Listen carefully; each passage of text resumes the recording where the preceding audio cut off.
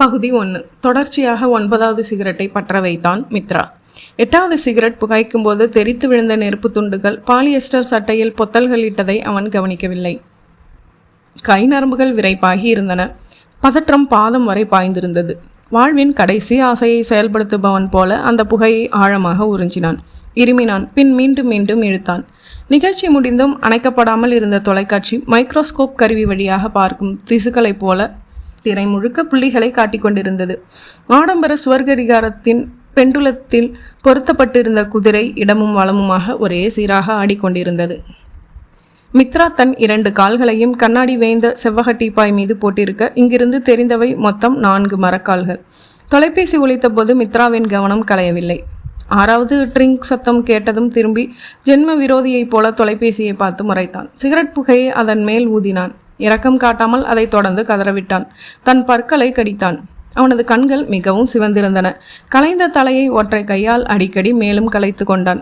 உதடுகள் துடித்து கொண்டிருந்தன. தொலைபேசி பிடிவாதம் பிடித்தது. அவன் நெற்றியோர நரம்புகள் விம்மின. யூ ஷடப் கத்தினான். அது கேட்பதாய் இல்லை. படக்கென்று எடுத்து ஹலோ எல்லாம் சொல்லாமல் என்ன அழகு வேணும் உனக்கு என்றான் வார்த்தைகளை கடித்து. மித்ரா இருக்காங்களா? அவனேதான் என்றான். எதிர்முனை சில வினாடிகள் மௌன அதிர்ச்சியில் உறைந்திருந்தது.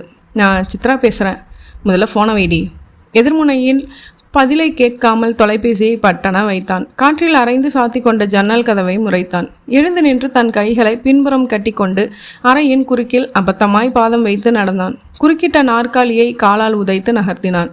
சிகரெட் பெட்டி எடுத்து திறந்து பார்க்க அது காலியாக இருந்ததால் இன்னும் ஆத்திரம் அடைந்தான். வேலு 4 தெருக்களுக்கு கேட்கும்படி அடித்தொண்டையிலிருந்து கத்தினான். சத்தம் கேட்டு அவன் பதறியபடி அறைக்குள் வந்து ஐயா என்றான். என்ன நொய்யா? அவன் கழுத்தில் மாலையாய் போட்டிருந்த அழுக்கெறின சிகப்பு ஈரிழை துண்டின் 2 முனைகளையும் சேர்த்து பிடித்து அருகில் இழுத்து சிகரெட் எங்கடா? மேசைக்குள்ளார 2 பாக்கெட் இருக்குதியா? அவனை விடுவித்து மேஜையின் டிராயரை இழுத்த வேகத்தில் அது கையோடு வந்தது. உள்ளே இருந்த பலவித பொருட்களும் கீழே விழுந்து சிதறின. அந்த சிகப்பு டைரியும் மல்லாக்க விழுந்து விசிறிய வாழை போல காற்றின் பக்கங்கள் புரள அதன் உள்ளிருந்து அவனின் புகைப்படம் வழுக்கி கொண்டு தரையில் சில அங்குலங்களில் நழுவி நின்றது. எல்லாத்தையும் நான் எடுத்து வச்சிடறேன்யா என்ற வேலு முதலில் அந்த புகைப்படத்தை தான் எடுக்க சென்றான். முட்டாள், தொடாதே, அவளை தொடாதே. மித்ரா பாய்ந்து அந்த புகைப்படத்தை எடுத்துக்கொண்டு கட்டிலில் அமர்ந்தான். அதை தன் உள்ளங்கையில் வைத்தபடி முறைத்து பார்த்தான்.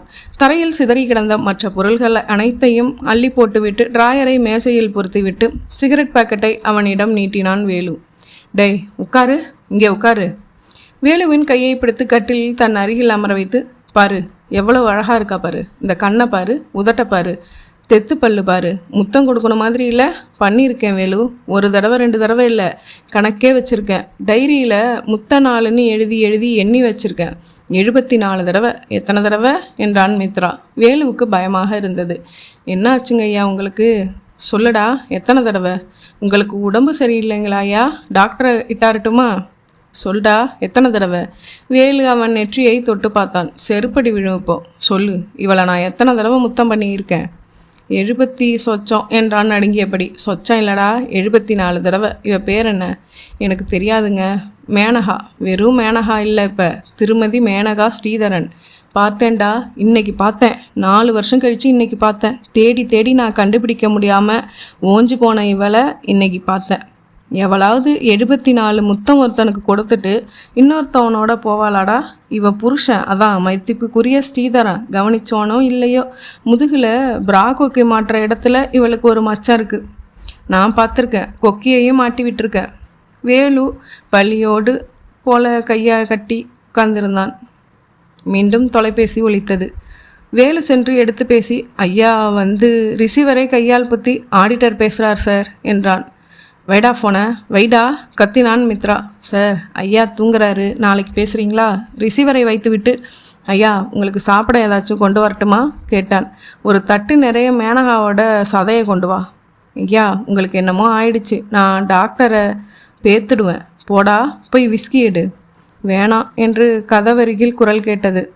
சித்ரா நின்று கொண்டிருந்தாள். கவர்ச்சியான மேலாடையும் முழங்கால் வரை ஸ்கர்ட்டும் அணிந்திருந்தாள். முன்னெற்றியில் அழகாக கூந்தலை வெட்டிவிட்டிருந்தாள். மெலிதாக லிப்ஸ்டிக் திருத்தப்பட்ட புருவங்கள். இன்றைய நாகரிகத்தின் பிரதிநிதியாக நின்றாள். அவனை நோக்கி நடந்து வந்தாள். வேலு, நான் பார்த்துக்கிறேன், நீ கீழே போ. சித்ரா கட்டிலில் அமர்ந்து தன் தோளில் தொங்கிய கைப்பையை ஓரமாக வைத்தாள். வேலு புறப்பட்டு சென்றான். இவன் முகத்தை தன் பக்கம் திருப்பி, என்னாச்சுப்பா? தலையை விரல்களாலேயே கோதி சரி செய்ய முயன்றாள். அவள் கையை தட்டிவிட்டு, ஏன் வந்த என்றான். என்ன கேள்வி இது? அடடா, போன வாரம் நான் வாங்கி கொடுத்த புது சட்டை தானே இது. சிகரெட் நெருப்பால் ஓட்ட விழுந்திருக்கு. என்ன மித்ராணி? தலையணை மேல் வைத்திருந்த மேனகாவின் படத்தை பார்த்தாள். ஓ, இதுதான் பிரச்சனையா? மலரும் நினைவுகளா? பழச நினைக்கிறது, பழைய செருப்பை போட்டுக்க முயற்சிக்கிறது மாதிரி பொருந்தாது. நாம் வளர்ந்திருப்போம், மாறியிருப்போம். இதில் முடியலையா? என்ன முடியலையா? அவளை மறக்க முடியலையா?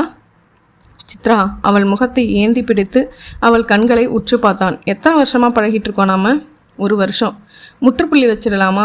இந்த நிமிஷம் கடிகாரத்தை பார்த்து 10:42 முடிச்சுக்கலாமா? போயிடுறியா? என்னை விட்டு போயிடுறியா? மறந்துடுவியாடி என்ன? முடியாது மித்ரா, உன்னால் முடிஞ்சாலும் என்னால் முடியாது. அப்படித்தான் எனக்கு மேனகா. 4 வருஷத்துக்கு அப்புறம் அந்த துரோகியை இப்போ தான் விமான நிலையத்தில் பார்த்தேன். பெங்களூரு விமானத்திலேருந்து இறங்கி வரா. புருஷனோட கையை கொத்துக்கிட்டு நான் திகச்சு போயிட்டேன். அப்படியே மரம் மாதிரி நின்றுட்டேன். 1 வருஷம் பைத்தியம் மாதிரி அவளை அப்படி தேடி அலைஞ்ச. அது கொலை குற்றவாளியை கூட போலீஸ் அந்த அளவு தேடி இருக்காது. வெறுமனே தேடலை சித்ரா. 1 அடி நீளத்துக்கு கத்தி வாங்கி வச்சிருந்தேன். அந்த கத்தியோட தேடி திரிஞ்சேன். எல்லாம் சொல்லியிருக்கேன் மித்ரா. அதுக்கப்புறம் 3 வருஷத்தில் நீ தொழிலில் கவனம் செலுத்தி பிரமாதமாக வளர்ந்துட்ட. எல்லா இடத்துலையும் உனக்கு ரொம்ப நல்ல பேர். உன்னை நம்பி எத்தனை வங்கிகள் கடன் கொடுக்குது. எவ்வளோ பெரிய அதிகாரிகள் எல்லாம் உனக்கு வணக்கம் சொல்ல காத்திருக்காங்க. உன் தொழிலாளர்கள் உன்னை தங்களோட வீட்டுக்கு கூப்பிட்டு குழந்தைக்கு பேர் வைக்க சொல்கிறாங்க. நல்ல காரியத்தில் முதல் மரியாதை தர்றாங்க. 2 காரு, பங்களா, வசதிகள், வங்கி இருப்பு எல்லாத்தையும் தேடிக்கிட்டேன்.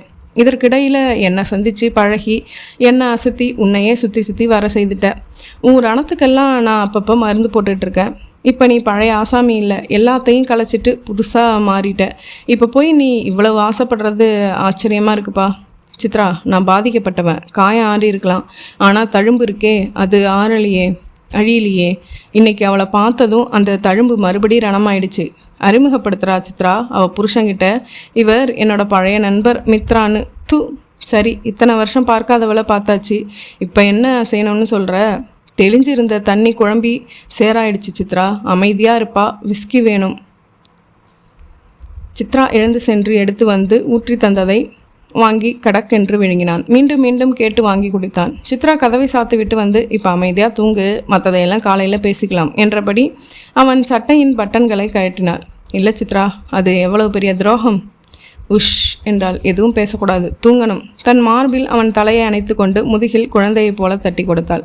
நிமிர்ந்தா. இன்னும் கொஞ்சம் விஸ்கி வேணும். ஊற்றி தந்தாள். இப்போ நீயும் வேணும். பின் அவளை இறுக அணைத்து கொண்டு, நீ இல்லைனா நான் சித்திரப்பேன் சித்ரா என்றான். பேசாதேன்னு சொன்னேன். மித்ராவின் கண்களில் கசிந்த ஈரம் ஜில்லென்று அவளின் தோலை நனைத்தது. பகுதி 2. உட்காருங்க. உங்கள் பேர்? மேனகா ஸ்ரீதரன். ஒரு வார இதழில் தொடர்கட்டுரை ஒன்று வருதே, நான் தான் எழுதினேன் டாக்டர். உங்களை சந்தித்ததில் ரொம்ப சந்தோஷம். உங்களை பார்க்கறதுக்காக சொல்லலை, உங்கள் கட்டுரையை பாராட்டி அந்த பத்திரிகைக்கு ஒரு பெரிய கடிதம் எழுதணும்னு நினச்சிட்டு இருந்தேன். மனசில் எழுதியாச்சு, காகிதத்தில் எழுத நேரம் இல்லை. நோயாளிகள், சிகிச்சைகள், நேரம் சரியாக போயிடுது. ரொம்ப யதார்த்தமாக இருக்குது உங்கள் கட்டுரை. நன்றி டாக்டர். அடக்கமாக கொண்டையிட்டு சிறிய பொட்டு வைத்திருந்த டாக்டர் எழில்வதனி தன் கழுத்தில் இருந்த ஸ்டெதஸ்கோப்பை கழற்றி மேஜை மேல் வைத்துவிட்டு, உங்களுக்கு ஏதாச்சும் கொடுக்கணும், என்ன கொண்டு வர சொல்லட்டும்? காஃபியா, டீயா அல்லது குளிர்ச்சியாக ஏதாவதா? மேசை மணியை அழுத்தினார். பரவாயில்ல டாக்டர், உங்களை பார்க்கறதுக்காக வெளியில் அதிக நோயாளிகள் காத்திருக்காங்க. 10 நிமிஷத்தில் எதுவும் ஆகிடாது. எட்டி பார்த்த நர்ஸிடம், ஒரு கூல்ட்ரிங்க்ஸ் வாங்கிட்டு வர சொல்லுமா நீ என்றார். மேனகா இளம் பச்சை நிறத்தில் பருத்தி சேலை கட்டியிருந்தாள். அணிந்திருந்த ரவிக்கை கைகளை இறுக்கி பிடிக்க புஷ்டி தெரிந்தது. இடுப்பில் சற்று வேண்டாத சதை கவர்ச்சி சேர்ந்திருந்தது. காதில் தேடினால் மட்டுமே தெரிகிற முத்துக்கம்மல்களும் கழுத்தில் ஒரே ஒற்றை சங்கிலியும் அணிந்திருக்க அவளது முகம் பளபளப்பாக காணப்பட்டது. காதரியில் கிருதா போல அடர்த்தியாக முடி, உயர்த்தி வாரின கூந்தலை பச்சை நிற ரப்பர் பேண்ட் தன் ஆளுகையில் வைத்திருந்தது. வில் போன்று வளைந்த புருவம், உருத்தாத லிப்ஸ்டிக், கழுத்துச் சங்கிலியுடன் தாலி தெரிந்தாலும் மற்றொரு முறை பார்க்க தூண்டும் பேரழகு அவள். மௌனமாக கைகளை கட்டி கொண்டு அமர்ந்திருந்ததில் அடக்கமும் அழுத்தமும் இணைந்து தென்பட்டன. நான் ஒரு பெரிய வாசகி இல்லை, ஆனால் படித்த வரைக்கும் நீங்கள் கதைகள் எதுவும் எழுதினதில்லைன்னு நினைக்கிறேன். பெரும்பாலும் கட்டுரைகள் தான், அதுவும் குறிப்பாக பெண்கள் பத்திரிகைகளில் தான். நான் சொல்கிறது தப்பாக கூட இருக்கலாம். இல்லை டாக்டர், நீங்கள் சொல்கிறது சரிதான். எனக்கு கதைகள் எழுதுறதுல ஆர்வம் இல்லை. குளிர்பானத்துடன் வந்த நர்ஸ் அதை மேனகாவிடம் கொடுக்கும்போது ஒரு துளி அவள் சேலையில் சிந்தியது. இதற்காக நர்ஸை பார்த்து டாக்டர் கடிந்து கொள்ள, பரவாயில்ல விடுங்க டாக்டர் என்றாள் மேனகா. உங்களுக்கு ஒரு 45-50 வயசாவது இருக்கும்னு நினச்சிருந்தேன். ஆனால் நீங்கள் ரொம்ப இளமையாக இருக்கீங்க. 24 வயது இருக்குமா உங்களுக்கு? இல்லை டாக்டர், 28. நம்பவே முடியல. ரொம்ப போர் அடிச்சிட்டேன்னு நினைக்கிறேன். இப்போ சொல்லுங்கள், என்ன விஷயமா என்னை பார்க்க வந்தீங்க? டாக்டர், மணிமாறன் தான் உங்களை பார்க்க சிபாரிசு செஞ்சார். சுருக்கமாக சொல்லணும்னா எனக்கு கல்யாணமாகி 4 வருஷம் ஆகுது. இன்னும் குழந்தை இல்லை, அதான் பிரச்சனை டாக்டர். அப்படியா? இப்போ தான் முதல் முறையாக பரிசோதிக்க வந்தீங்களா, இல்லை ஏற்கனவே யார்கிட்டையாவது? இல்லை டாக்டர், இது வரைக்கும் நான் பரிசோதிச்சுக்கிறதில்லை. உங்கள் கணவர்? அவர் போன மாதம்தான் பரிசோதனை பண்ணிக்கிட்டார். டாக்டர் மணிமாறன் தான் பார்த்தாரு. அந்த பரிசோதனை முடிவையும் கொண்டு வந்திருக்கேன். மருத்துவ ரீதியாக இருக்கிறதால எதுவும் புரியலை. ஆனால் இவர்கிட்ட எந்த குறையும் இல்லைன்னு டாக்டர் சொல்லிட்டாரு. அப்படியா? நான் பார்த்துக்கிறேன். மேனகா தன் கைப்பையிலிருந்து மருத்துவ பரிசோதனை அறிக்கைகளை எடுத்து கொடுத்தாள். நெற்றியில் வழிந்த வியர்வையை தன் கைக்குட்டையால் ஒற்றிக்கொள்ள உடனே டாக்டர் தன் மேசை மேல் இருந்த மின்விசிறியை அவள் பக்கமாக திருப்பி வைத்தார். இப்போ நீங்கள் மட்டும்தான் வந்திருக்கீங்களா? என் கணவரும் வந்திருக்கார், காரில் காத்திட்டு இருக்கார். மருத்துவ அறிக்கையை பார்த்து முடித்ததும் டாக்டர் அதை மடித்து தனியாக வைத்துவிட்டு, உங்களை டெஸ்ட் பண்ணுறேன். அதுக்கு முன்னாடி சில அந்தரங்கமான கேள்விகளுக்கு தயக்கம் இல்லாமல் பதில் சொல்வீங்க தானே என்றார். கேளுங்க டாக்டர், உங்களோடது காதல் திருமணமா? இல்லை, பெரியவங்க ஏற்பாடு செஞ்ச திருமணம்தான். நீங்கள் இந்த கல்யாணத்தில் சந்தோஷமாக இருக்கீங்களா? முதல்ல ஒரு 6 மாதத்துக்கு இல்லை டாக்டர். அப்புறம் நான் ரொம்ப சந்தோஷமாக இருக்கேன். கல்யாணமான புதுசில் எல்லோருக்குமே வாழ்க்கை ஓட்டம் பிடிபட 6 மாதம் ஆகும். அதில் டாக்டர், இது வேறு காரணம். என்ன அது? ஒரு குற்ற உணர்ச்சி என்னை உறுத்திக்கிட்டே இருந்துச்சு. புரியலை.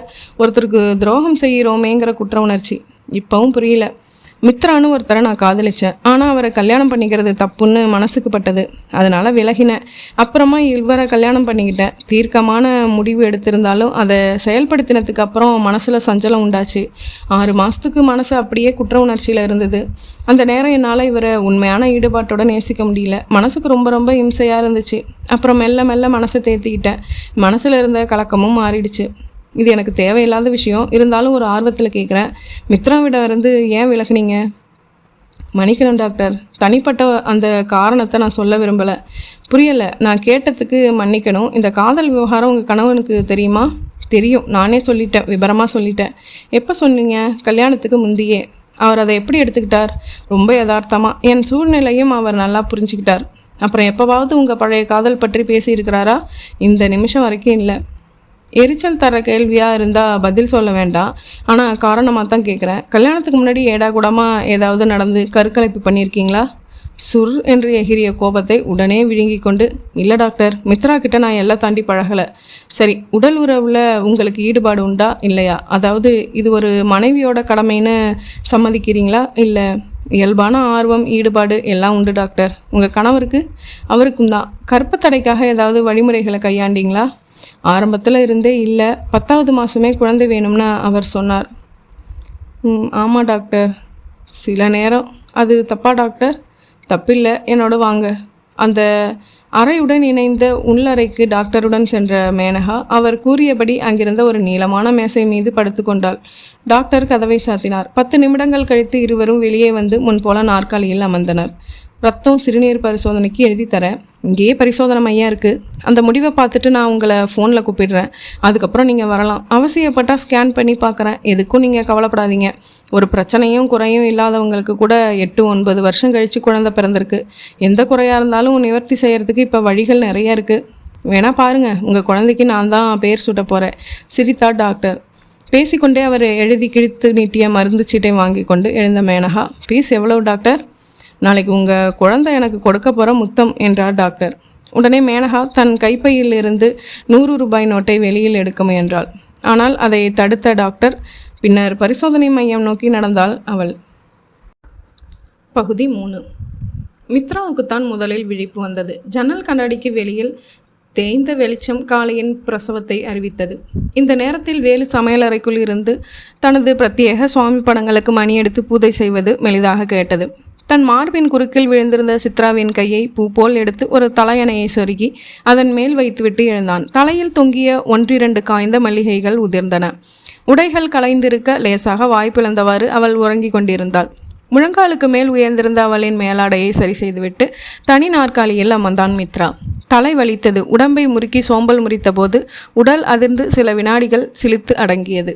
தரையில் கிடந்த சிகரெட் பெட்டியை எடுத்து அதில் ஒன்றை பிரித்து பற்ற வைத்து கொண்டு சித்ராவை பார்த்தான். கழுத்துக்கு மேல் 4 வயது குழந்தை போல இருந்தாள். என்ன உறவு இது? என்ன பிடிப்பு இது? எத்தனை மோசமானவன் நான்!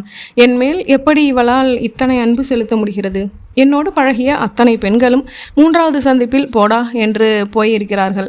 இவள் மட்டும் ஏன் என்னை ஆழமாக புரிந்து கொண்டாள்? அதெப்படி கோபமே வருவதில்லை இவளுக்கு? நினைவுகள் பின்னோக்கி சென்றன. சித்ரா, நான் ரொம்ப மோசமானவன். அப்படியா? ரொம்ப கெட்டவன். நான் வேணாமே உனக்கு? ஏன்? நான் ஒரு கிறுக்கு, அன்பு கிறுக்கு. தப்பில்லை. நான் சராசரி மனுஷன் இல்லை. அந்த வித்தியாசம்தான் பிடிச்சிருக்கு. என் புத்தியில் எங்கேயோ விரிசல் இருக்குமா? சரி செஞ்சிடலாம்ப்பா. எப்போ? நம்ம கல்யாணத்துக்கு அப்புறம். வேணாம் சித்ரா, தெளிவான காரணம் சொல்லு. நான் ஒரு நல்ல புருஷனாக இருக்க மாட்டேன். நல்ல புருஷனாக நான் மாற்றிக்குவேன். என்னை பற்றி எனக்கு தான் தெரியும். என்னையும் எனக்கு தெரியும்.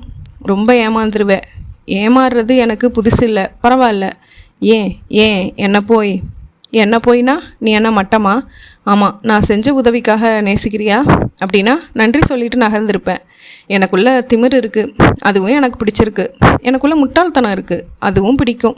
எனக்குள்ளே ஒரு பயங்கர மிருகம் இருக்குது. ஒன்றும் இல்லை, நிறைய. இருந்தாலும் உன்னை வெறுக்க முடியாது. சரி, இப்போ நான் கேட்குறேன், என்னை பிடிக்கலையா உனக்கு? சொல்லு. என்னை உனக்கு பிடிக்கலையா? பிடிச்சிருக்கு. என்னோட பேசிகிட்டு இருக்க பிடிச்சிருக்கா? ரொம்ப.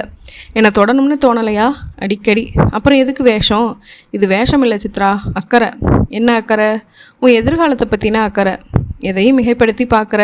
நீயா புது புது சிந்தனைகளை வளர்த்துக்கிற. என்னை பிடிச்சிருக்கு, என்னோட பேச ஆசையாக இருக்குது, என்னை தொடணும்னு ஆசையாக இருக்குது. இதில் இப்போ என்ன நிறைவேறலை? ஆனால் இதை உரிமையோடு செய்ய உனக்கு என்ன தயக்கம்? நான் உன்னை விரும்புகிறேன் சித்ரா, ரொம்ப விரும்புகிறேன். என் மேனகாவை விரும்பினதை விட 2 மடங்கு அதிகமாக விரும்புகிறேன். அதனால் பயமாக இருக்குது. என்ன பயம்? என்னால் இன்னொரு ஏமாற்றத்தை தாங்கிக்க முடியாது. பைத்தியம் பிடிச்சிரும். தற்கொலை செஞ்சுக்குவேன். நினச்சாலே கலங்குது. உனக்கு மட்டும் ஏன் இப்படி விபரீதமான கற்பனை? நீ 1000 சொல்லு. எனக்கு யோசிக்கணும், ரொம்ப யோசிக்கணும். யோசி, பொறுமையாக யோசி. நான் முடிவு எடுக்கிற வரைக்கும் கல்யாணம்னு பேசாதே. சரி, பேசலை. கல்யாணம் வேணாம் ப்ளீஸ். சரி, வேணாம். இப்படித்தான் மேனகாவை. பேச்சும் வேணாம். என் தேவையாக இருந்தால் எனக்கு அப்படி இல்லையே. உன்னோட உண்மையான காதலை நான் மதிக்கிறேன். ஆனால் உன் மனசு பூரா அவளையே நிரப்பி வச்சுருக்குது. ரொம்ப கஷ்டமாக இருக்குது. தயவுசெய்து அவளுக்கு பதில் எனக்கும் அங்கே இடம் கொட. ஒரு ஓரத்தில் தந்தா போதும். என்னை வெறும் கட்டில் பாவையாக மட்டும் நினச்சிக்கிறியோன்னு பல நேரம் தோணுது. நிறுத்து. காசு கொடுத்தா 1000 பேர் அதுக்கு வருவாங்க. வந்திருக்காங்க. நான் தொட்ட முதல் பொண்ணு நீ இல்லை. தெரியும், சொல்லியிருக்க. நானும். வேணாம், மறந்துரு. அதை சொல்ல வேணாம். மனசறிஞ்சு நடந்ததில்லை அது. வேணாம், இப்போ அதையெல்லாம் நினைக்க வேணாம். அந்த அதிகாலையில் 2வது சிகரெட்டில் சித்ராவை முதலாக சந்தித்த வினோதத்தை நினைத்து பார்க்க ஆசையாக இருந்தது அவனுக்கு. அந்த தெருவே இருட்டாக இருந்தது. மிக எப்போதாவது வாகனங்கள் கடந்து வெளிச்சம் இறைத்து மீண்டும் பிடுங்கி கொண்டு இருட்டில் தவிக்க வைத்தது. கிரீச் என்று ரிக்ஷாக்காரன் 10 அடிக்கு முன்னால் பிரேக் பிடித்து நிறுத்தின சத்தத்தில் நிச்சயம் சற்று வட்டாரத்தில் 4 குழந்தைகளாவது தூக்கத்தில் இருந்து விழித்திருக்கும். இறங்கு சார், இந்த வீடு தான். ரொம்ப இருட்டாக இருக்கே. எல்லாம் தொழில் சௌகரியம்தான். தெருவில் எல்லா விளக்கையும் கல்லால் அடித்து உடைச்சிட்டோம். வர்றது யார் என்னென்னு தெரியக்கூடாது பாரு.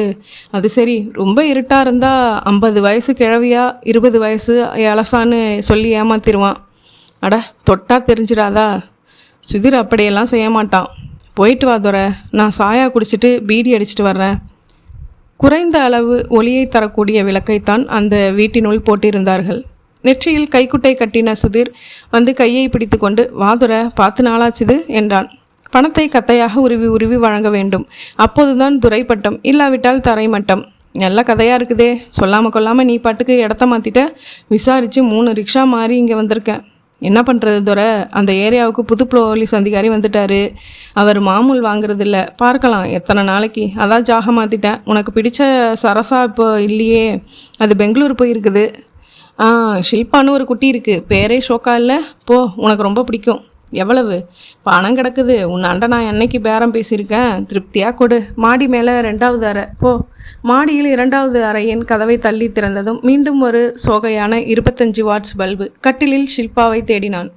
இல்லை. அறையின் மூலையில் இடுக்கி கொண்டு அமர்ந்திருந்த சல்வார் கமீஸ் அணிந்த பெண் லேசாக நடுங்கிக் கொண்டிருப்பது தெரிந்தது. இவனை நிமிர்ந்து பார்த்து இமைகளை உதறி பார்த்து வேணாம் என்று சொல்வதாக நினைத்து வேணாம் கையெடுத்து கும்பிட்டாள். புரியவில்லை. அருகில் சென்றான். அவள் விரல்களில் துல்லியமாக நடுக்கம். தலை கலைந்திருந்தது.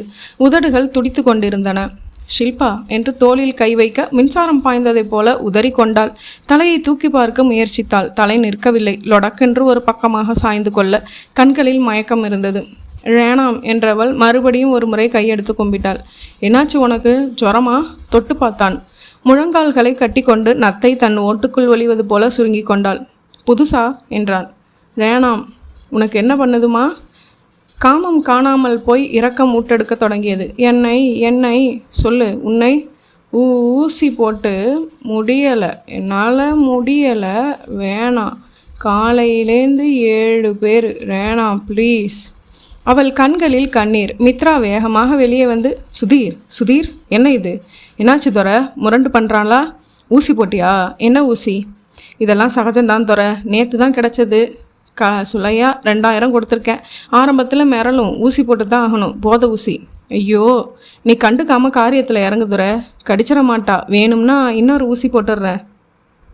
முட்டாள் பொண்ணுடா, மிருகம் இல்லை. விட்டுடு, அவளை விட்டுடு. எவ்வளவு? 2000 சொன்னேன். நான் தரேன். துரை, உனக்கு எதுக்கு இந்த வம்பெல்லாம்?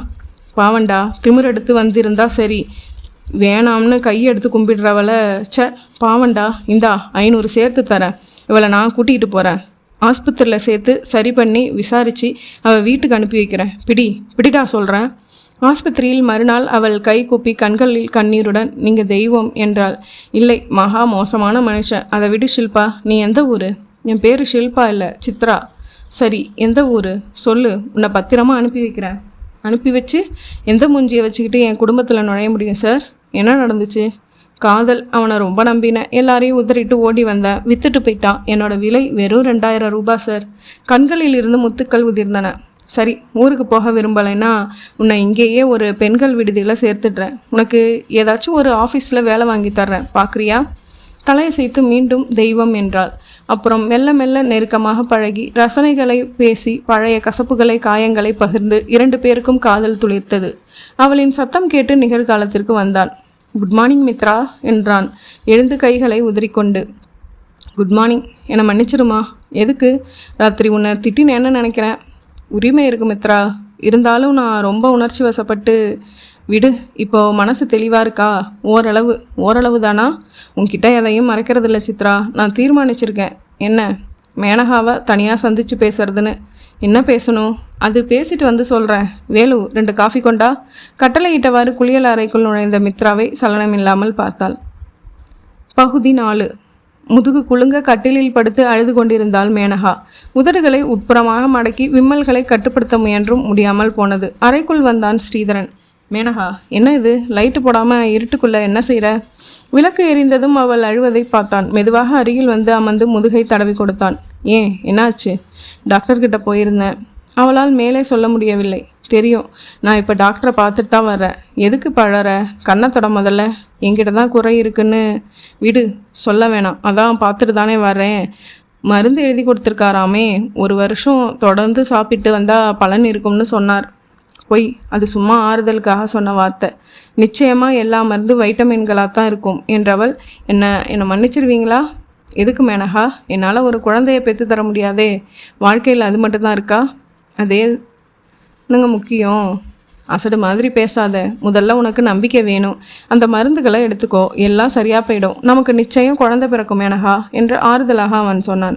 இருந்தாலும் அவனது முகத்தில் ஏமாற்றம் வெளிப்படையாக தெரிந்தது. கண்ணாடியை கழற்றி துடைத்தான். துக்க வீட்டில் பாதிக்கப்பட்டவர்கள் ஒருவருக்கொருவர் சொல்லி தேற்றிக் கொள்வதைப் போல, ஏங்க ரொம்ப கஷ்டமாக இருக்கா என்றாள். இருக்காதா மேனகா? நாம் யாருக்கு என்ன குறை வச்சோம்? ஒன்றும் இல்லை. எதுக்காக இந்த தண்டனை தெரியலையே. பணம் காசு இருந்து என்ன பிரயோஜனம் மேனகா? கடைசியில் இப்படி ஆயிடுச்சே. பயந்துக்கிட்டே இருந்தேன். இதுக்கு பேசாமல் நாம் பரிசோதனை செய்துக்காமலே இருந்திருக்கலாம். நல்ல காலம் வரும்னு ஒரு வித நம்பிக்கையோடு இருந்துப்போம். என் மேலே கோபமா? உன் மேலே கோபப்படுறதுல என்ன அர்த்தம் இருக்குது? என்கிட்ட தானே குறை இருக்குது. அதுக்கு நீ என்னம்மா பண்ணுவ? ஊருக்கு போயிருக்கிற உங்கள் அப்பா அம்மா எல்லாம் 2 நாளில் வந்துடுவாங்க. அவங்கக்கிட்ட எப்படிங்க சொல்கிறது? சொல்ல வேணாம். நான் ஆஸ்பத்திரிக்கு போனது அவங்களுக்கு தெரியுமே. இன்னும் முடிவு கிடைக்கலன்னு சொல்லு. எத்தனை நாளைக்கு அதை சொல்ல முடியும்?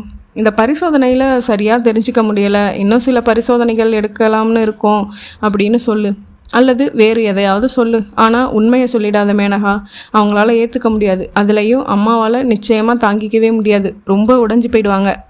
நெற்றியை பிடித்து கொண்டான். ஏற்கனவே ஜாடை மாடையாய் அவங்க சொல்லி காட்டிக்கிட்டு தான் இருக்காங்க. நான் தப்பாக சொல்லலை, நானே மாமியாரானாலும் அந்த மாதிரி தான் இருப்பேன். நான் ஒரு அசடு பாருங்க, எங்கே மாமியாராக போகிறேன்? எனக்கு வாழ்க்கையில் அந்த வேஷமே கிடையாது. விரக்தியாக சிரித்தாள் மேனகா. முதல்ல இந்த தாழ்வு மனப்பானையை விட்டாகணும். நீ நமக்கு இப்போ என்ன வயசாயிடுச்சு? கல்யாணமாகி 4 வருஷம்தான் ஆகுது. உனக்கு பிரச்சனை சரியாக போயிடும், நமக்கு குழந்தை பிறக்கும். கேட்க சந்தோஷமாக இருக்குது. இதை பாரு, உன் கட்டுரைகளில் எவ்வளவு பேருக்கு நம்பிக்கை வர்ற மாதிரி துணிச்சலாக எழுதியிருக்க, எவ்வளவு கடிதங்கள் வந்திருக்கு. நீயே உடஞ்சி போய் பேசுறது எவ்வளவு அபத்தம். எனக்குன்னு வர்றப்ப தாங்க வேதனை புரியுது. விட்டா இதே மாதிரி தான் பேசிகிட்டு இருப்ப. எந்திரி, போய் முகம் கழுவிட்டு சேலை மாற்றிக்கோ. வெளியில் போயிட்டு வரலாம், கடற்கரைக்கு போயிட்டு அப்படியே ஹோட்டலில் சாப்பிட்டுட்டு வரலாம். நான் வரலைங்க, மனசு சரியில்லை. அதை சரிப்படுத்துறதுக்காக தான் கூப்பிடுறேன். வெளியில் போயிட்டு வந்தால் பிரச்சனை தீர்ந்துடுமா? வீட்டுக்குள்ளேயே உட்காந்து அழுதிட்டு இருந்தா தீர்ந்துடுமா? இப்போ உனக்கு மட்டும்தான் கவலையா, எனக்கு இல்லையா? வா மேனகா, சொன்னால் கேளு. சட்டையை கழட்டி விட்டு டவல் எடுத்தான். அவள் எழுந்து வந்து கணவனின் கைகளை பிடித்து கொண்டு, என்னை வெறுத்துருவீங்களா என்றாள். என்ன இது அர்த்தம் இல்லாமல்? என் மேலே உங்களுக்கு அன்பு குறைஞ்சிருமா? இதே மாதிரி பேசிகிட்டு இருக்காதே, எனக்கு பிடிக்கல. சொல்லுங்கள் ப்ளீஸ், சொல்லுங்கள். இதனால் உன் மேலே அன்பு குறையாதுன்னு சொல்லுங்கள். அவள் முகத்தை 2 கைகளாலும் ஏந்தி, ஏமா இப்படியெல்லாம் கேட்குற? ஏமாற்றம்தான், ஆனால் வெறுப்பு எங்கேருந்து வரும்? இனிமேலும் இப்படியெல்லாம் கேட்காதே, சீக்கிரம் தயாராகு, வெளியில் போகலாம். கடற்கரையில் 2 பேரும் 2 திக்கில் பார்த்து கொண்டிருந்தார்கள். கையில் பலூன் பிடித்து சிரிக்கும் குழந்தையை ஆதங்கமாக பார்த்தாள். மணல் வீடு கட்டும் சிறுமியை பார்த்து ஏக்க பெருமிச்சு விட்டாள். எத்தனை முறை இங்கே வந்திருக்கிறேன், எத்தனை குழந்தைகளை பார்த்திருக்கிறேன். அப்போதெல்லாம் வெறும் உற்சாகம் மட்டுமே கொப்பளிக்கும். ஆனால் இப்போது குப்பென்று நெஞ்சம் அடைத்து கொள்கிறதே. ஒரு குழந்தையை நாம் தத்து எடுத்துக்கலாமாங்க? மணலில் பாம்பு வரைந்து கொண்டிருந்த ஸ்ரீதரன் நிமிர்ந்து, வேற பேசலாம் மேனகா. நீலாங்கரையில் ஒரு பங்களா விலைக்கு வர்றதா சொன்னாங்க. தனி வீடு, தோட்டம், டென்னிஸ் விளையாட இடம் எல்லாம் இருக்குது. 3 கிரவுண்டு. நாளைக்கு போய் பார்க்கலாமா என்றான். பார்த்து, உனக்கு பிடிச்சிருந்தா வாங்கலாம், வாங்கி குடி போகலாம். தோட்டத்தில் எந்த குழந்தைங்க விளையாடும்? நீ திருப்பி அதான் பேசுவியா? சொல்லுங்க, ஒரு குழந்தைய தத்தெடுத்துக்கலாமா? வேணாம், கண்டிப்பாக வேணாம். ஏன்? நமக்கு குழந்தை பிறக்கும், எனக்கு நம்பிக்கை இருக்குது. எந்திரி, வீட்டுக்கு போகலாம். வீட்டில் இரவில் உறங்கி கொண்டிருந்தவனை எழுப்பி, தூங்கிட்டீங்களா என்றாள் மேனகா. கட்டிலில் அவனையே பார்த்து உட்கார்ந்திருந்தாள். மணி 1 ஆகுது மேனகா, தூங்கலை நீ? இல்லைங்க, படுமா, தூங்கு. உங்களை ஒன்று கேட்கணும். சரி கேளு. நீங்கள் கோவிச்சுப்பீங்க, அப்போ கேட்காத. எனக்கு கேட்டாகணுமே, கேள்வி கூட இதே. என்ன வம்பு இது நடுராத்திரில்? சரி கேட்டுடுறேன். நீங்கள் இல்லை, நான் கேட்கல. ஆரம்பிச்சிட்டு சஸ்பென்ஸ் வைக்காத, கேட்டுடு. நான் குழந்தை வேணும்னு இன்னொரு கல்யாணம் பண்ணிக்குவீங்களா? படுத்திருந்தவன் சடார் என்று எழுந்து உட்கார்ந்து விட்டான். ஏன் உனக்கு புத்தி இப்படிலாம் போகுதே? சொல்லுங்கள் ப்ளீஸ். மனசை ரொம்ப குழப்பிக்காத. இப்படி கேள்வி கேட்டு என்னை நீ அவமானப்படுத்துகிற. நான் உன் மேலே வச்சிருக்கிற அன்பை கொச்சப்படுத்துகிற. என்னை ரொம்ப கீழ்த்தரமாக சந்தேகப்படுற. இனிமேல் இப்படி கேட்டால் சத்தியமாக நான் உன்னை அரைஞ்சிருவேன். ஆமாம். ஸ்ரீதரன் படுத்துக்கொண்டு அந்த பக்கம் திரும்பிக் கொள்ள, அருகில் படுத்து அவனை அணைத்து தன் பக்கம் திருப்பி கண்ணீருடன் அவன் கன்னத்தில் முத்தமிட்டு, ஐ லவ் யூ என்றாள் மேனகா. பகுதி 5. தலைக்கு ஹேர் ட்ரையர் போட்டுக்கொண்டிருந்தாள் மேனகா. இதமான வெப்பம் கூந்தலின் இழைகளுக்குள் ஊடுருவி செல்வதும் பின்னங்கழுத்தில் மோதுவதும் சுகமாக இருந்தது. அலங்கார மேஜை கண்ணாடியில் முனையில் ஒட்டப்பட்டிருந்த குட்டி குழந்தையின் வண்ணப்படம் அவளை பார்த்து தன் பிஞ்சு கையை நீட்டி சிரித்தது. தொலைபேசி ஒலித்தது. ஹேர் ட்ரையரை அணைத்து விட்டு சென்று எடுத்தாள். மிஸ்ஸஸ் மேனகா ஸ்ரீதரன் இருக்காங்களா? மேனகா தான் பேசுகிறேன். நீங்கள் யார்? என் குரல் அடையாளம் தெரியலையாங்க? தெரியலையே. மித்ரா பேசுகிறேங்க. உள்ளுக்குள் ஏற்பட்ட லேசான அதிர்ச்சியை உடனடியாக ஜீரணம் செய்தாள். ஹலோ, நீங்களா? மன்னிக்கணும், எனக்கு குரல் அடையாளம் புரியலை என்றால் இயல்பாக. ஃபோனில் பேசுகிற சந்தர்ப்பமே நமக்கு அமைச்சதில்லைங்க. நேரில் தான் மணிக்கணக்காக பேசியிருக்கோம். ஃபோனில் குரல் மாறும், அதனால் அடையாளம் தெரியாமல் போகிறது சகஜம்தான். அப்புறம் எப்படி இருக்கீங்க? நல்லா இருக்கேன். திடீர்னு உங்களை விமான நிலையத்தில் பார்த்ததும் எனக்கு ஒரே அதிர்ச்சி. எனக்கும் தான் மித்ரா. நீங்கள் எப்படி இருக்கீங்க? ரொம்ப சந்தோஷமாக இருக்கேன். நான் உங்களை பார்க்கணுமே, பேசணுமே. மேனகா யோசித்தாள். மௌன இடைவெளி விட்டாள். தப்பாக நினைக்காதீங்க மேனகா. அன்னைக்கு என்ன உங்கள் கணவர்கிட்ட என் நண்பர்னு அறிமுகப்படுத்துனீங்க. உண்மையான நட்புக்குரிய கண்ணியத்தில் இம்மி அளவும் குறையாமல் நடந்துக்குவேன். நாம் சந்திப்பதால் உங்கள் வாழ்க்கை பாதிக்கும்னா வேணாம். இல்லை, அது எப்படி வாழ்க்கையை பாதிக்கும் மித்ரா? மிஸ்டர் ஸ்ரீதரன் உங்களை சந்தேகப்படலாம் மாட்டார். அது எப்படி? அவர்கிட்ட எல்லாம் சொல்லியிருக்கேன். உண்மையாவா? விமான நிலையத்தில் சந்தித்த போது உங்களை நான் சொன்னேனே மித்ரா, அது இவரைத்தான் முதல்ல நேசிச்சேன்னு சொல்ல நினச்சேன். அது உங்களை தர்மம் சங்கடப்படுத்திடலாம்னு தான் நண்பர்னு சொன்னேன். அப்படியா? பரவாயில்ல. இந்த காலத்தில் இவ்வளவு பரந்த மனசோடு உள்ள கணவர்களை பார்க்குறது அபூர்வந்தான். ஸ்ரீதர் ஒரு பக்கா ஜென்டில்மேன். கேட்க சந்தோஷமாக இருக்குங்க. ஆக பேச வேண்டியதையெல்லாம் ஃபோன்லேயே பேசிடலாம்னு சொல்கிறீங்களா? இல்லை மித்ரா, நேரில் பேசலாம். ஏதாவது ஒரு பொது இடத்துல சந்திக்கலாமா? வேணாமே. ஸ்ரீதருக்கு உள்ள பரந்த மனசு நம்ம சமுதாயத்தில் எல்லோர்கிட்டேயும் இல்லையே மித்ரா. அப்போது வேற எங்கே பார்க்கலாம்?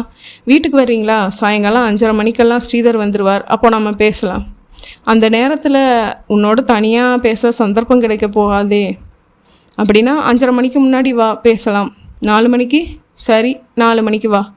வீட்டின் பக்கவாட்டில் தோட்ட புல்வெளியில் வர்ண நிழற்குடை நட்டு வட்ட மேசைக்கு எதிரெதிரில் வசதியான நாற்காலியில் மித்ராவும் மேனகாவும் அமர்ந்திருக்க மேனகா பிஸ்கட் கடித்தாள். மித்ரா குளிர்பானத்தை உறிஞ்சி கொண்டே அவனை பார்த்தாள். ஏன் கல்யாணம் பண்ணிக்கல மித்ரா? இதுக்கான பதில் உனக்கு தெரியுமே. என்னை நினச்ச இடத்துல வேற ஒருத்தையை நினைக்க முடியலைன்னு எல்லா சினிமா படத்துலையும் வர்ற மாதிரி வசனம் பேச போகிறீங்களா? இல்லை, நிச்சயமாக இல்லை. அப்படி நினச்சேன்னா வேற எந்த பெண்ணையும் நிமிந்து கூட பார்த்துருக்கக்கூடாது. ஆனால் நான் அப்படி விரத வாழ்க்கையெல்லாம் வாழலை.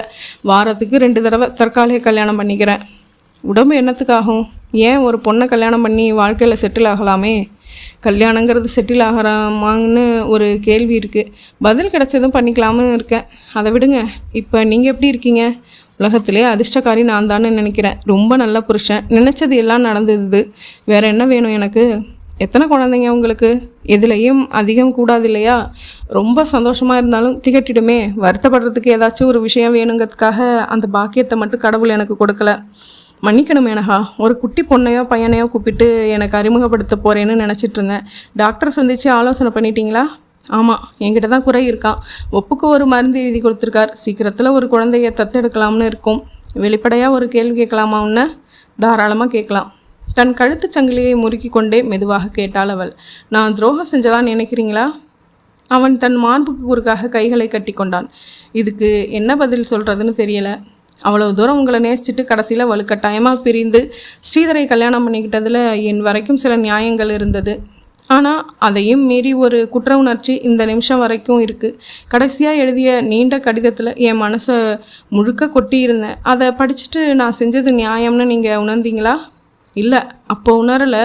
கோபமாக வந்தது. நீ என்னை ஏமாற்றிட்ட தான் நினச்சேன். நேரில் பார்த்து சரமாரியாக கேள்விகள் கேட்டு கை வலிக்கிற வரைக்கும் அரையணும்னு நினச்சேன். அப்புறம் என்னையே சுய அலசல் செஞ்சு பார்த்துக்கிட்டேன். கடிதத்தில் நீ குறிப்பிட்டிருந்த பல விஷயங்களை ஆழமாக யோசித்து பார்க்க எனக்கு என் மேலேயே கோபம் வந்துருச்சு. அன்றைக்கி உங்களை பார்த்ததுக்கும் இன்றைக்கி பார்க்குறதுக்கும் நிறைய வித்தியாசம் இருக்குது. சொல்லப்போனால் நீங்களா தானான்னு ஆச்சரியமாகவே இருக்குது. எப்படி மாறினீங்க? நீங்கள் தான் என்னை மாற்றிட்டீங்க. அப்படியா? பின்ன இல்லையா? சிலருக்கு தோல்விங்கிறது இன்னும் பலவீனப்படுத்தும். ஆனால் என்னை அதுவே பலப்படுத்திருச்சுன்னு தான் சொல்லணும். பாருங்களேன், என்னையே உயிராக நினச்சி நேசித்த இன்னொருத்தருக்காக மனைவி ஆகிட்ட உங்கள் கூட இப்போ ரொம்ப நேரம் யதார்த்தமாக பேசிகிட்டு இருக்க முடியுதே. இந்த பக்கம் உங்களுக்கு அப்போ இல்லை. உண்மை இருந்திருந்தால் நான் விலகி இருக்க மாட்டேன். இனிமேல் அதை பேசுகிறதுல அர்த்தம் இல்லை. ஆனால் மனசுங்கிறது எதையும் மறைக்கிறதே இல்லையே. ரொம்ப சரி, வெளிப்படையாகவே சொல்கிறேனே மேனகா, இன்றைக்கி திருமதி.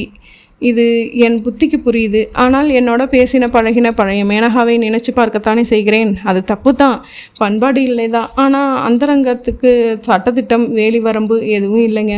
அது பாட்டுக்கு தாவும் துள்ளும். அந்த பழைய நினைப்புகளை அசை போடுறதுல ஒரு தித்திப்பு இருக்குது. உன் மனசு நாக்கு சப்பு கொட்டிக்கத்தான் செய்யும். வக்கரம் பிடிச்சது உன் மனசுங்க. மேனகா அமைதியாக தலையை மட்டும் அசைத்தாள். நான் ஃபோனில் பேசினதில் நேரில் வந்ததில் உங்களுக்கு எந்த விதத்துலையாவது தர்ம சங்கடமாக இருக்கா? நிச்சயம் இல்லை. நான் வயசில் உங்களோட சின்னவன். அதை விட பழைய உரிமை இருக்குது. ஆனாலும் நீங்கள் எனக்கு மரியாதை கொடுத்து வாங்க போங்கன்னு பேசிகிட்ருக்குற கண்ணியம் எனக்கு ரொம்ப பிடிச்சிருக்கு. நான் வந்து போனதை ஸ்ரீதர்கிட்ட சொல்லுவீங்களா? நிச்சயமாக. பேசினதையெல்லாம் ஒரு எடுத்து விடாமல். ரொம்ப அதிர்ஷ்டசாலி தான் நீங்கள். எழுந்து கொண்டான் மித்ரா. நான் புறப்படுறேன். பொய் சொல்லாமல் பதில் சொல்லுங்கள். நீங்கள் இன்னமும் என்னையே நினச்சிட்ருக்கீங்களா? இல்லை, விமான நிலையத்தில் உங்களை பார்த்ததும் எனக்கு பழசெல்லாம் ஞாபகம் வந்துடுச்சு. ஸ்ரீதரன் விசிட்டிங் கார்டு கொடுத்திருக்காதாரா, அதனால் கூப்பிட்டு பேசினேன். நீங்கள் சந்திக்க விரும்ப மாட்டீங்கன்னு நினச்சேன். நீங்கள் உடனடியாக ஒரு கல்யாணம் பண்ணிக்கோங்க. சரி, நீங்களே ஒரு பொண்ணாக பார்த்து சொல்லுங்கள். சிரித்துவிட்டு மேஜை மேல் வைத்திருந்த தன் கார் சாவியை எடுத்துக்கொண்டான். கார் புறப்பட்டு செல்லும் வரை வாசலில் நின்றுவிட்டு வீட்டுக்குள் சென்றாள் மேனகா. பகுதி 6. கண்ணாடி தம்ளரில் 3வது பெக் ஊற்றப்போன சித்ராவை தடுத்து பாட்டிலோடு வாங்கி 4-5 மடக்கு குடித்துவிட்டு கையோடு ஒரு கை சிப்ஸ் அள்ளி வாயில் போட்டுக்கொண்ட மித்ரா ஆஷ்ரே பள்ளத்தில் படுக்க வைத்திருந்த புகையும் சிகரெட்டை எடுத்து இழுத்தான். அப்புறம் என்றாள் சித்ரா. கட்டிலுக்கு அருகில் தரையில் ஒரு கழுத்து அமர்ந்து தன் முழங்கால்களை கட்டி கொண்டிருந்த அவள் கையில்லாத ஜாக்கெட் அணிந்து இருந்தாள். கண்ணுக்கு சற்று அதிகப்படியாக மையிட்டிருந்தாள். அப்புறம் என்ன, நான் கல்யாணம் பண்ணிக்கணுமாம். புறப்படுறதுக்குள்ளே 4 தடவையாவது சொல்லிட்டா. நான் இன்னும் அப்படியே நினச்சிட்டு இருக்கேனான்னு கேட்டா. பொய் சொல்லாமல் பதில் சொல்லணுமாம். போடி, உன்னை யார்டி நினச்சிட்டான்ட்டேன். பொய் சொல்லிட்ட. என்ன சித்ரா, நீ கூட என்னை புரிஞ்சுக்கலையா? இப்போ நான் அவளை காதலிக்கிறேனா என்ன? இல்லையே, எனக்கு அவளை பழி வாங்கணும். அந்த வெறி மட்டும்தான் என்னை எவ்வளவு தூரம் கட்டுப்படுத்திக்கிட்டு அப்படி ஒரு நடிப்பு நடித்தேன் தெரியுமா? அவள் புருஷனை விட என்ன தான் இப்போ அவள் பெரிய ஜென்டில்மேனாக நினச்சிட்ருப்பா. அவ்வளவு மரியாதையோட பவ்யத்தோட பேசினேன். இப்போ ரொம்ப பக்குவப்பட்டுட்டீங்கன்னு நற்சான்றிதழ் வேற கொடுத்துறா. அப்போது இதே மாதிரி நான் இருந்திருந்தா என்னை விட்டு விலகி இருக்க மாட்டாளாம். ஏன் மித்ரா, இது வரைக்கும் நான் கேட்டதில்லை. கேட்டால் கஷ்டப்படுவேன்னு விட்டுட்டேன். அதை இப்போ கேட்கட்டுமா? இழுத்தாள் அவள். என்ன, அவ்வளவு தூரம் என்னை காதலிச்சவ உன்னை விட்டுட்டு விலகிறதுக்கு காரணம் என்ன? நீ என்ன செஞ்ச? நான் அவளை காதலித்தேன். என்ன பேத்தல் இது? ஆமாம், நான் அவளை காதலித்த மாதிரி யாரும் காதலிச்சிருக்க மாட்டாங்க. அவ்வளவு காதலித்தேன் சித்ரா. காதல் என்ன பைத்தியமாக்கிடுச்சு. ஒரு தடவை நான் போட்டிருந்த சட்டை நல்லா இல்லைன்னு அவள் சொல்லிட்டா. சொன்ன இடம் ஒரு ஹோட்டல். அதே இடத்துல அந்த சட்டையை கட்டி தீப்பற்ற வச்சு எரிச்சிட்டு வெறும் பேண்ட்டோட ஸ்கூட்டரை ஓட்டிக்கிட்டு வீட்டுக்கு போனேன். என்னை திட்டினா. என் விரலை அறுத்துக்கிட்டு 100 தடவை ரத்தத்தால் மன்னிக்கவுன்னு எழுதி அனுப்பிச்சேன். ஒரு தடவை ஆட்டோ டிரைவர் ஒருத்தவன் கண்ணாடி வழியாக அவளையே பார்த்தான். அவனை நடு ரோட்டில் இழுத்து போட்டு அடித்தேன். 15 நாள் ஜெயிலுக்கும் போயிட்டு வந்தேன். இது நிறைய இருக்குது.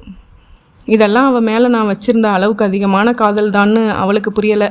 பயிற்சி வகுப்புக்காக நான் ஒரு மாதம் ஆக்ராவுக்கு பக்கத்தில் உள்ள அலுமினிய தொழிற்சாலைக்கு போயிருந்தேன். அந்த நேரத்தில் எனக்கு ஒரு கடிதம் எழுதி வச்சுட்டு வேற ஒருத்தனை கல்யாணம் செய்துக்கிட்டா. பயிற்சி முடித்து வந்து தான் நான் அந்த கடிதத்தை பார்த்தேன். நிஜமாகவே பைத்தியம் பிடிக்கிற மாதிரி ஆயிடுச்சு. அவள் வாழ்க்கப்பட்ட இடத்த தெரிஞ்சுக்க முடியலை.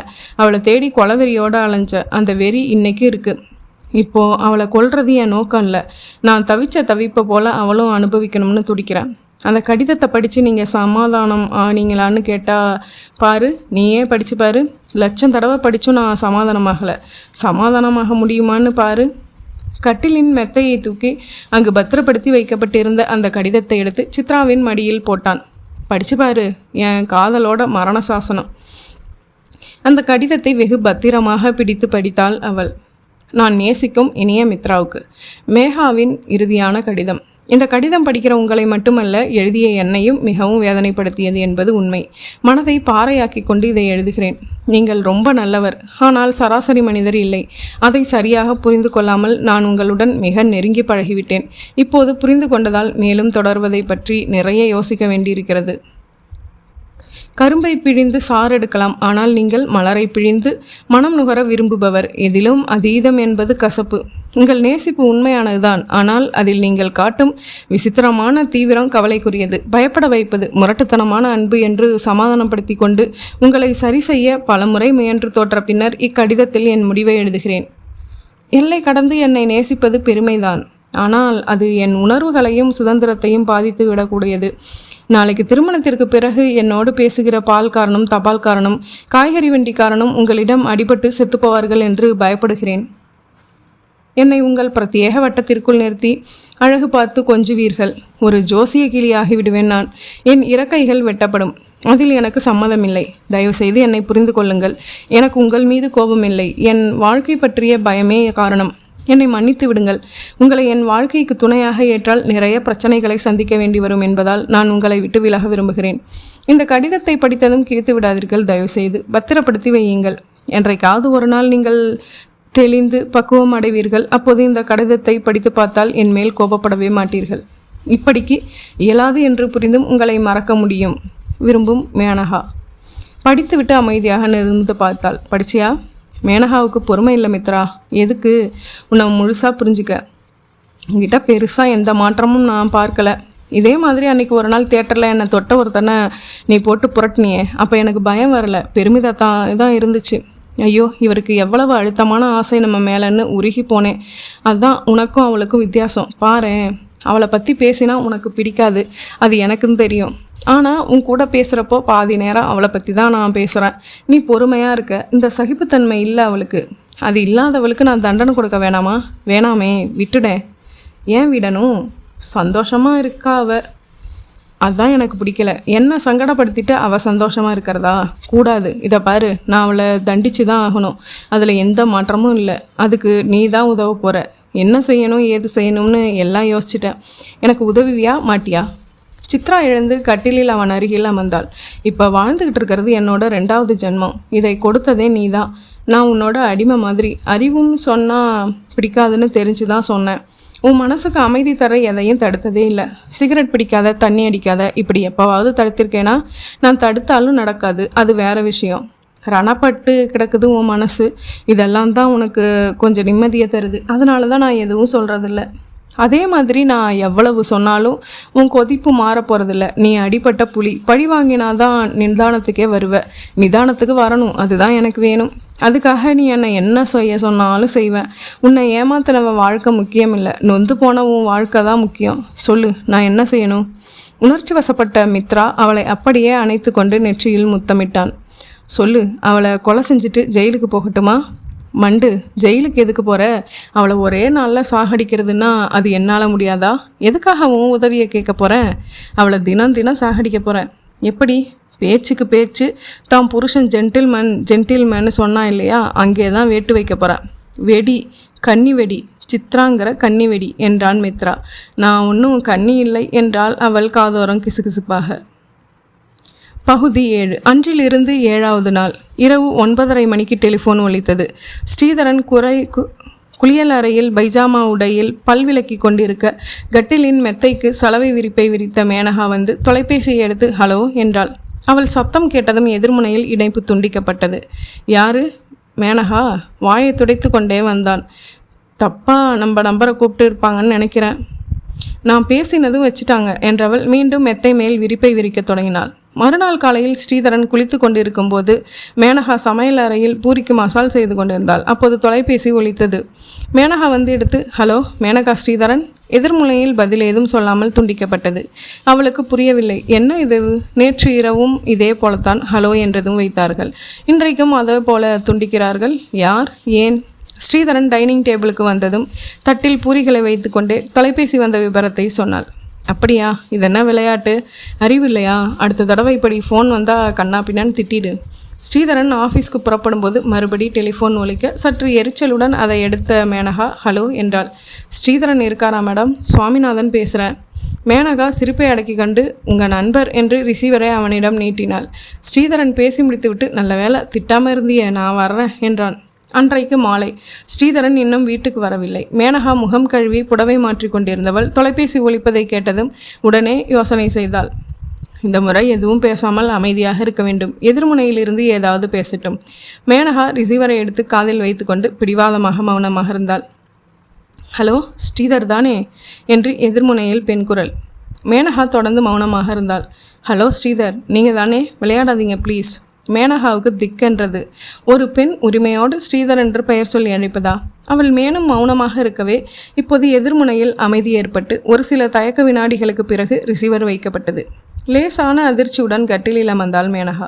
யார் அந்த தொலைபேசி பெண்? அலுவலகம் தொடர்பாக பேசுவதென்றாலோ இல்லை நட்பு ரீதியாக பேசுவதென்றாலோ இந்த ரகசியம் தேவையில்லையே. 2 நாட்களாக அழைத்து தொலைபேசியை அவர் எடுக்காமல் நான் எடுத்து பேசியதால் துண்டித்து விட்டாள். இப்போது நான் குரல் கொடுக்காததால் அவர் என்று நினைத்து பேசத் தொடங்கி சந்தேகப்பட்டு வைத்து விட்டாள். இதற்கெல்லாம் என்ன அர்த்தம்? அவளுக்கு வியர்த்தது, படபடப்பாக வந்தது. ஹாய் மேனகா. கழுத்தில் கிடந்த டையை கழற்றி கொண்டே வீட்டுக்குள் நுழைந்த ஸ்ரீதரனை மிளர்ச்சியுடன் பார்த்தாள். இந்த பூனையும் பால் குடிக்குமா? என்னம்மா உம்முன்னு இருக்க? ஏதாவது குழப்பமா? அவள் நெற்றியில் கை வைத்து பார்த்துவிட்டு அருகில் அமர்ந்து ஷூலேஸ்களை கழற்றி போட்டு கட்டிலுக்கு அடியில் தள்ளினான். ஒன்றுமில்லைங்க, லேசாக தலைவலி என்றாள். கேட்டுவிடலாமா? மனம் துடித்தது. அப்படின்னா நல்லா ஓய்வு எடுத்துக்கோ என்றவன் தன் பேண்டை உருவி போட்டு நீளமான டவலை இடுப்பில் கட்டி கொண்டு குளிச்சுட்டு வந்துடுறேன் என்று குளியல் அறைக்குள் சென்றான். நான் சந்தேகப்படுவது சரியா இல்லை தப்பா? குழப்பம் அவள் மனதை ஆட்கொண்டது. ஆஃபீஸுக்கு வழக்கமாக அவன் எடுத்து செல்லும் சிறிய பெட்டியை பார்த்தாள் மேனகா. அதை திறந்து பார்க்கலாமா? பார்க்க வேண்டும் என்று தோன்றியது. அதை எடுத்து தன் மடி மீது வைத்து திறந்து பார்த்தாள். உள்ளே அலுவலக சம்பந்தப்பட்ட கோப்புகளும் சில வங்கி கணக்கு புத்தகங்களும் மட்டுமே இருந்தன. மூடினாள். என்ன எதிர்பார்த்தேன்? ஏன் சோதனை போட்டேன்? கல்யாணமாகி இத்தனை நாட்களில் ஒரு தடவை கூட இந்த பெட்டியை நான் திறந்து பார்த்ததில்லை. ச்சே, அனாவசியமாக சந்தேகப்படுகிறேனே. குளித்துவிட்டு இடுப்பில் ஈரத்துண்டுடன் வெளியே வந்த ஸ்ரீதரன் ஒரு பாடலை விசில் செய்தபடி தலை சீவி கொள்ள தொடங்க, இப்போ கொஞ்சம் முன்னாடி மர்ம ஃபோன் அழைப்பு வச்சுச்சுங்க. என்னடா இது பேஜார்? மறுபடி நீ ஹலோன்னதும் வச்சுட்டானா? இல்லை, இந்த தடவை நான் எந்த குரலும் கொடுக்காம அமைதியாக இருந்தேன். அப்புறம் ஹலோ ஸ்ரீதர் தானேன்னு கேள்வி வந்துச்சு. நான் பதில் சொல்லலை. மறுபடி அதே கேள்வி. அப்போவும் நான் பதில் சொல்லலை. வச்சுட்டாங்க. என் நண்பர் யாராச்சும் கூப்பிட்டுருக்க போகிறாங்க. பதில் இல்லைன்னதும் ராங் நம்பர்னு வச்சுருப்பாங்க. உங்களுக்கு பெண் நண்பர்கள் இருக்காங்களா? தலை சீவி கொண்டிருந்தவன் நிறுத்தி திரும்பி நெற்றியை சுருக்கி அவளை பார்த்தன். பேசினது பெண்ணா? ஆமாம், உங்கள் பேர் சொல்லி கேட்டாங்க. தெரியலையே. யார் அப்படி? மிஸ்டர் ஸ்ரீதரன்னு சொன்னாங்களா?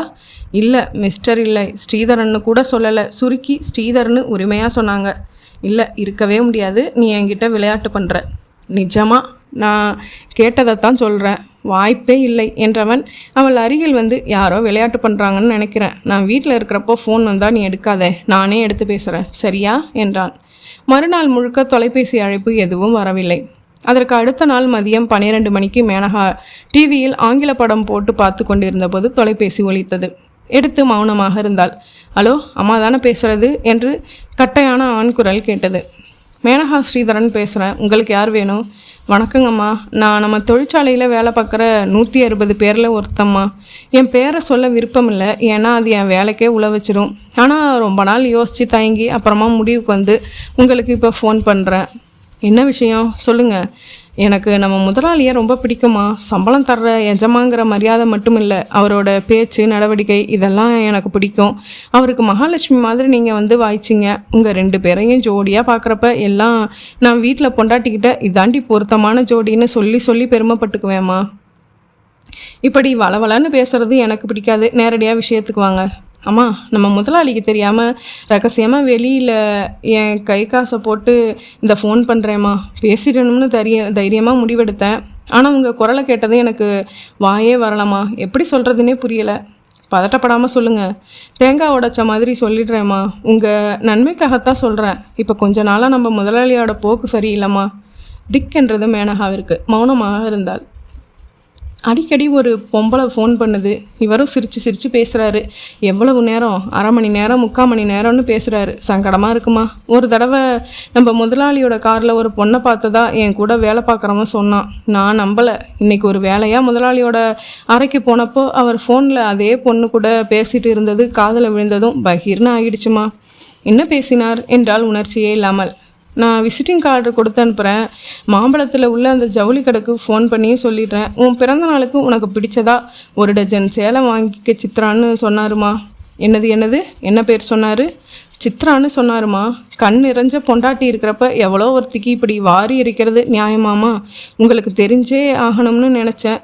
எடுத்து சொல்லுங்கம்மா. இந்த மாதிரி ஃபோன் வந்துச்சுன்னு சொல்லாதீங்க. நீங்களாக தெரிஞ்சுக்கிட்ட மாதிரி கேளுங்க. இதெல்லாம் ஆரம்பத்திலே கிள்ளிடணுமா. வளர விட்டால் பெரிய பிரச்சனையாக வந்து நிற்கும். என் மனசில் பட்டதை சொன்னேன். வச்சிரட்டுமாம்மா? அவள் என்றதும் அவளுக்கு கேட்கவில்லை. ரிசீவர் கை நழுவி கீழே விட இருந்தது.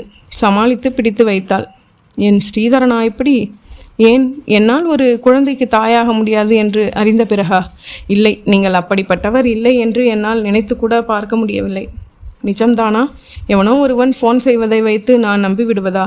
அதன் அன்றைக்கு ஃபோனில் பேசிவிட்டு அவசரமாக இணைப்பை துண்டித்தாளே. இப்போது 2ஐயும் இணைத்து பார்க்க வேண்டியது இருக்கிறதே. அவள்தான் சித்ராவா? மேகனாவிற்கு ஆத்திரம் பொங்கியது. பிறந்த நாளுக்கு கூட 1 டஜன் சேலைகளா? மேனகா எழுந்தாள். தன் கைப்பையில் பணம் எடுத்து வைத்து கொண்டு கார் சாவி எடுத்து புறப்பட்டாள். அரை மணி நேரத்தில் மாம்பழத்தில் உள்ள அந்த பிரபல ஜவுளி கடை முன் ஆஜரானாள். கால்பந்து மைதானம் அளவிற்கு இருந்த 3 மாடி கடையில் கூட்டம் தெரிந்தது. மின்னணு இயந்திரங்கள் இனிய ஓசைகளுடன் பில்லடித்து துப்பின. எல்லோரும் பளபளப்பான ஜவுளி பைகளுடன் வெளியேறி கொண்டிருந்தார்கள். தலைமை காசாளரை அணுகினாள்.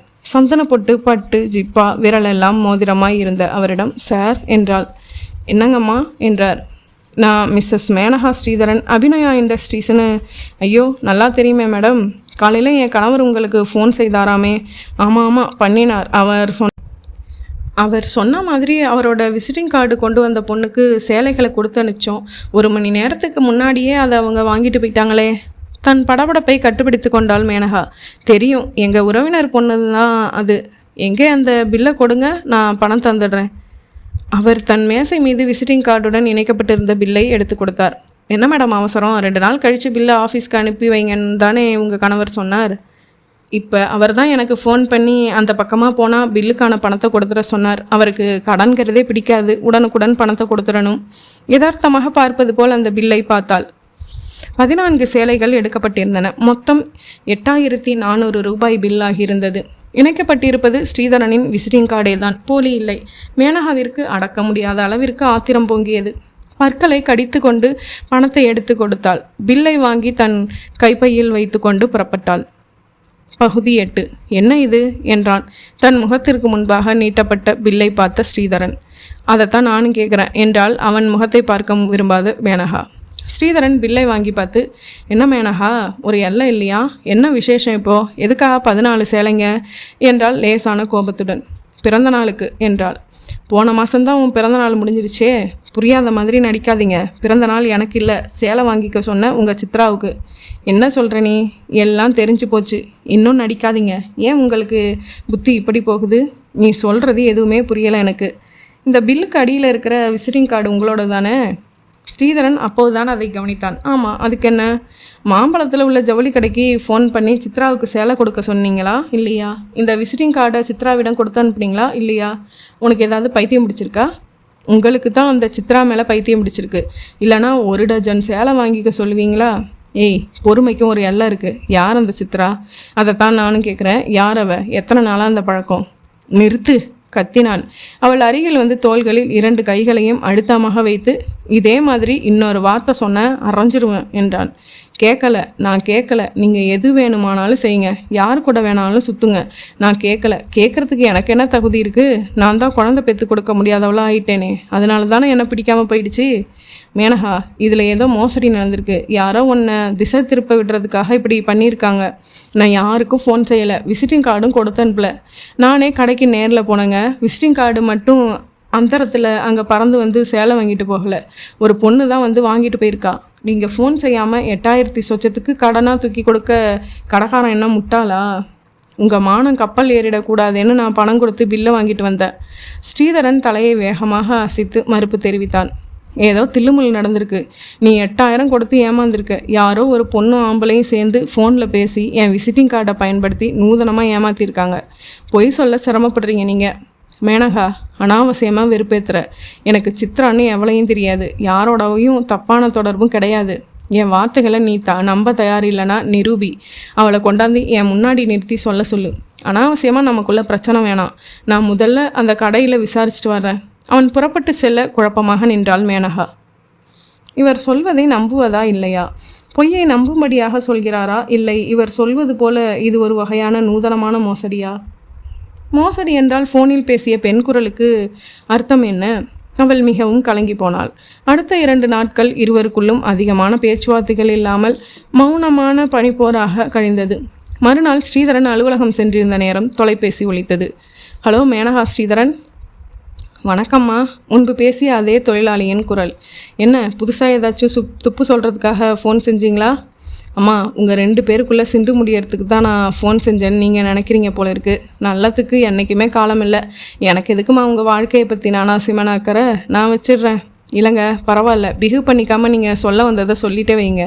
அந்த பொண்ணு சித்ரா கிட்ட முதலாளி ஃபோனில் பேசினாருமா. இன்றைக்கி சாயங்காலம் சரியாக 6:30 மணிக்கு பெசன் நகர் கடற்கரையில் போலீஸ் பூத்து பின்புறம் அந்த பெண்ணை காத்திருக்க சொல்லியிருக்காரு. சில முக்கியமான முடிவுகளை எடுத்துடலாம்னு சொன்னாருமா. என் காதல் விழுந்ததை நான் உங்கள் காதலை போட்டுட்டேன். உங்கள் புருஷனை காப்பாற்றிக்கிறதும் கோட்டை விடுறதும் உங்கள் சாமர்த்தியம். நான் வச்சிடுறேம்மா. மேனகாவுக்கு மார்புகள் விம்மின. நிரூபிக்க சொன்னீர்கள் இல்லையா? நிரூபிக்கிறேன். தொழிற்சாலையை மேற்பார்வையிட்டு தனது அலுவலக அறைக்கு வந்த ஸ்ரீதரன் அமர்ந்ததும் ஃபோன் ஒலித்தது. எடுத்தான். ஹலோ ஸ்ரீதரன்.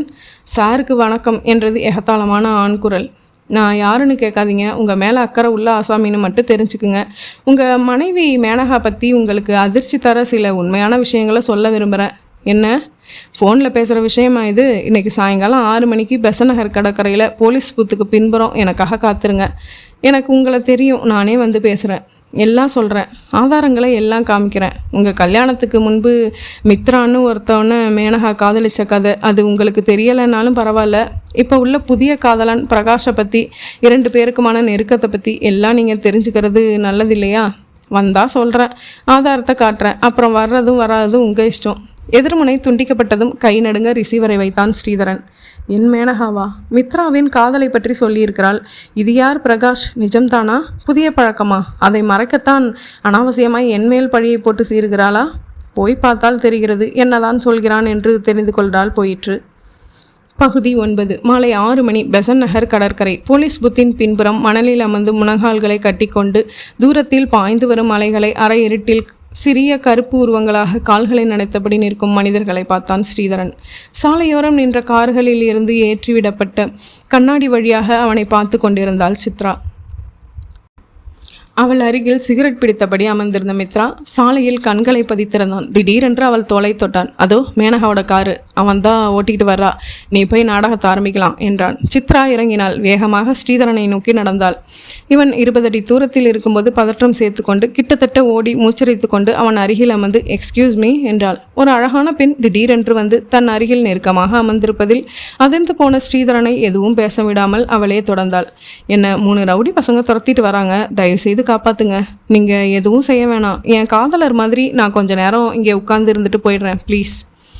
திடீரென அவள் ஸ்ரீதரனின் கையை எடுத்து தன் மடிமேல் வைத்துக்கொண்டு சிரித்து பேச ஆரம்பிக்க என்ன செய்வது என்று தீர்மானிக்க இயலாமல் குழம்பி போனான் அவன். அந்த காட்சியை அவர்களுக்கு தெரியாமல் மறைவாக நின்று பார்த்து கொண்டிருந்தாள் மேனகா. ஸ்ரீதரன் இரவு 8 மணிக்கு வீட்டுக்கு திரும்பிய போது மேனகா அழுகையுடன் கட்டில் மேல் விரித்து வைத்த சூட்கேஸ்களுக்குள் தனது துணிகளை எடுத்து அடுக்கி கொண்டிருந்தாள். என்ன மேனகா, என்ன இது? திரும்பி பேச முடியாமல் முறைத்தபடியே தன் காரியத்தை தொடர்ந்தாள். நான் கேட்குறேன்ல, எனக்கு இங்கே இனிமேல் என்ன வேலை இருக்குது? நான் போகிறேன். எதுக்காக 4 பேர் பார்க்குற மாதிரி பொது இடத்துல கூடி குழாவி பேரை கெடுக்கணும்? அவளை தாராளமாக வீட்டுக்கே அழைச்சிட்டு வந்து ஆட்டம் போடுங்க, நான் இடைஞ்சலாக இல்லை. என்ன சொல்கிற நீ? இன்னும் எத்தனை தடவை தான் போய் சொல்லுவீங்க? இன்றைக்கி கடற்கரைக்கு வந்தேன், பார்த்தேன் என் சக்காலத்திய. ஓ அதுவா? அவன் நெற்றியை தடவி கொண்டே, நான் சொல்கிறத கொஞ்சம் பொறுமையாக கேட்குறியா? ரவுடி பசங்க துரத்துறாங்கன்னு சொல்லி என்கிட்ட வந்து உட்கார்ந்து இருந்துட்டு போனால் அந்த பொண்ணு. நான் முன்ன பின்ன அந்த பொண்ணை பார்த்ததே இல்லை. அவள் ஏதோ பெரிய சதி பண்ணி நம்ம 2 பேருக்கும் நடுவில் விளையாடிட்டு இருக்கா.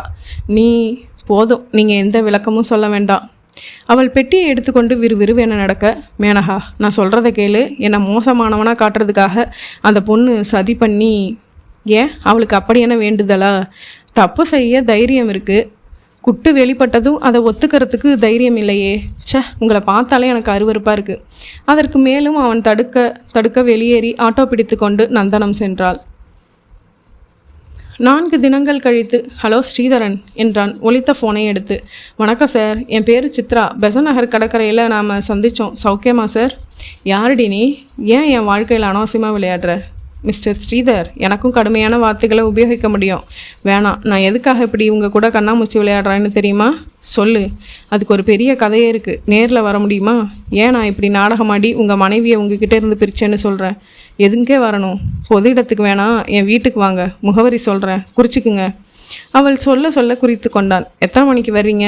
சாயங்காலம் 6 மணிக்கு. நல்லது, கோபம் இல்லாமல் வாங்க, பொறுமையாக பேசலாம். ஸ்ரீதரன் யோசனையோடு ஃபோனை வைத்தான். மேனகா உனக்கு ஃபோன் என்று ரிசீவரை வைத்துவிட்டு சமையல் அறைக்குள் சென்றாள் அண்ணி. படித்து கொண்டிருந்த புத்தகத்தை கவிழ்த்து வைத்துவிட்டு வந்து எடுத்து ஹலோ மேனகா என்றாள். வழக்கமாக மேனகா ஸ்ரீதரன்னு சொல்லுவீங்களே என்றது பெண் குரல். யார் நீங்கள்? என்ன வேணும் உங்களுக்கு? நான் தான் சித்ரா. இது வரைக்கும் விஷயம் உங்களுக்கு தெரியாமல் இருந்துச்சு, இப்போ தெரிஞ்சிடுச்சு. ஸ்ரீதரனோட சண்டை போட்டுக்கிட்டு உங்கள் அண்ணன் வீட்டில் வந்து தங்கிட்டீங்க. இவ்வளவு தூரம் ஆனப்புறந்தான் அவங்க கூட பேசலாம்னு எனக்கு தோணுச்சு. மேனகா மௌனமாக இருந்தாள். எப்படி நடந்துச்சுன்னு ஆராய்ச்சி செய்கிறத விட இனிமேல் என்ன செய்யலாம்னு யோசிக்கிறது தான் 2 பேருக்குமே நல்லது இல்லையா? இப்போ என்ன செய்யணும்னு சொல்கிற? ஆத்திரப்படாதீங்க. இனிமேல் என்ன செய்யலாம்னு நாம் 2 பேரும் சந்தித்து மனசு விட்டு பேசி ஒரு முடிவுக்கு வரலாம். நான் உங்கள் வீட்டுக்கு வர்றது சரியாக படலை. நீங்கள் என் வீட்டுக்கு வந்தால் மனசு விட்டு பேசலாம். என்னை எதிரியாக நினைக்காம ஒரு தோழியாக நினச்சி வாங்க. அட்ரஸ் சொல்லட்டுமா? குறிச்சிக்கிறீங்களா? என்றாள் யோசனையுடன். ஆனால் அருகில் இருந்த பென்சிலை எடுத்து காகிதத்தில் அனிச்சையாக எழுதி கொண்டது அவளது கை. மாலை 6:30 மணிக்கு வர்றீங்களா? நீங்கள் படித்தவங்க, பத்திரிகையில் எழுதுகிறவங்க, பக்குவப்பட்டவங்க. பொறுமை தவறாமல் நிதானமாக மனசோட வாங்க. யாருக்கும் பாதிப்பு இல்லாமல் பேசி முடிவுக்கு வரலாம். வச்சிடட்டுமா? மேனகா ஃபோனை வைத்துவிட்டு புடவை முனையில் முடிச்சிட்டு கொண்டே சிந்தனை வயப்பட்டாள். பகுதி 10. மாலை மணி 6:10. ஒரு தட்டில் 2 டம்ளர் ஆரஞ்சு பழச்சாறுடன் வந்த சித்ரா கருப்பு நிறத்தில் மஞ்சள் பூக்கள் சிதறிய மெல்லிய சேலை கட்டியிருந்தாள். சோஃபாவில் அமர்ந்திருந்த ஸ்ரீதரன், எனக்கு அதெல்லாம் வேணாம், விளக்கம்தான் வேணும் என்றான். சொல்கிறனே, சொல்லத்தானே உங்களை வர சொன்னேன். வீட்டுக்கு வந்தவங்களை உபசரிக்காமல் பேசுறது எனக்கு அவமானம் இல்லையா? சும்மா எடுத்துக்குங்க. ஒரு டம்ளரை அவன் கையில் வற்புறுத்தி திணித்து மற்றொன்றை எடுத்து எதிரில் கால் மேல் கால் போட்டுக்கொண்டு அமர்ந்து பருகத் தொடங்கினாள் அவள். கருப்பு சேலையும் கைகள் இல்லாத ஜாக்கெட்டும் கால் மேல் கால் போட்டதில் இடது காலின் பளீர் என்ற கொலுசுடன் தெரிந்த கணுக்காலும் அவன் பார்வையை தனிய வைத்தன. அவளாக பேசட்டும் என்று மௌனமாக இருந்தான். மிஸ்டர் ஸ்ரீதர், உங்களுக்கு என் மேலே எக்கச்சக்கமான கோபம் இல்லையா? நிச்சயமா. திட்டம் போட்டு மனைவி உங்கள் மேலே சந்தேகப்பட வச்சு அவங்க அண்ணன் வீட்டுக்கு அனுப்பிட்டேன். அது மட்டும் இல்லாமல் 8000 ரூபாய் தண்டம் வேற. இதெல்லாம் எதுக்காக நான் செஞ்சேன்னு உங்களுக்கு புதிராக இருக்கு இல்லையா? ஆமாம் என்றபோது லேசாக தலைவலித்தது. சொல்கிறேன். அதாவது ஸ்ரீதரனுக்கு இப்போது சித்ராவின் உருவம் மங்களாக தெரிந்தது. கண்கள் செருகின. தலையை உலுக்கி கொண்டான். மெதுவாக ஒரு மயக்கம் அவனை ஆக்கிரமிக்க அப்படியே சோஃபாவில் சரிந்தான். அவன் சரிந்ததும் சித்ரா அந்த வீட்டின் மாடிக்கு சென்று ஒரு அறையின் கதவை தட்ட, கதவை திறந்து வெளியே வந்த மித்ரா, அவன் ஜூஸ் குடிக்க மாட்டான்னு நினச்சேன் என்றான். ரொம்ப யதார்த்தமாக பேசி குடிக்க வச்சிட்டான். கில்லாடி நீ என்று அவள் கன்னத்தில் தட்டி, வா, அவள் வந்துட போறா என்று கீழே இறங்கி வந்தான் மித்ரா. இருவரும் ஸ்ரீதரனை தூக்கி அருகில் இருந்த படுக்கை அறைக்கு கொண்டு வந்து கட்டிலில் போட்டார்கள். ஸ்ரீதரனின் சட்டை பேண்டை கழற்றி அருகில் இருந்த கொடியில் போட்டு போர்வையை இடுப்பு வரை இழுத்து விட்டான் மித்ரா. பின் ஒரு கேமராவை எடுத்துக்கொண்டான். 10 நிமிடங்களுக்கு பிறகு டிங் டாங் என்று அழைப்பு மணி ஒலிக்க, சித்ரா, அவ வந்திருப்பா, நாடகத்தோட அடுத்த காட்சிக்கு போ என்று படுக்கை அறையின் கதவை சாத்திவிட்டு மாடியில் இருந்த அறைக்கு சென்று கதவை மூடிக்கொண்டான். கதவை திறக்க அங்கே மேனகா நின்று கொண்டிருந்தாள். வாசலில் நின்ற தன் கணவரின் காரை பார்த்ததில் கேள்விக்குறியுடன் சித்ராவை ஏறிட்டாள். ஸ்ரீதரனோட கார் தான், என்னோட சொந்த பயன்பாட்டுக்காக எடுத்துகிட்டு வந்தேன், உள்ளே வாங்க. இருவரும் வரவேற்பறையில் அமர்ந்தனர். எதுக்காக என்ன வர சொன்ன? ஒரு பொருளை 2 பேர் சொந்தம் கொண்டாடுறது அபத்தம். யாராச்சும் விட்டு கொடுத்தாகணும். என்ன முடிவு செஞ்சீங்க மேனகா? என் புருஷன் கடைசி வரைக்கும் தான் தப்பு செய்கிறத ஒப்புக்கவே மாட்டேங்கிறாரு. அதுவே எரிச்சலை அதிகமாக்குது. எந்த பெண்டாட்டி தான் தான் புருஷன் இன்னொரு பெண்ணோட தொடர்பு வச்சுருக்கிறத சகிச்சுக்குவா? தப்பு செய்கிறது சகச்சம். காரண காரியம் பற்றி நான் யோசிக்கிறதுல அர்த்தம் இல்லை. ஆனால் அவர் மனசு திருந்திட்டாதான் சொன்னால் மன்னிக்க தயாராக இருக்கேன். தயவு செஞ்சு நீ அவரை விட்டுட்டு விலகிடு. சித்ரா வாய் விட்டு சிரித்தாள். எதுக்காக இப்போ சிரிக்கிற? பின்ன சிரிக்காமல் என்ன செய்கிறது?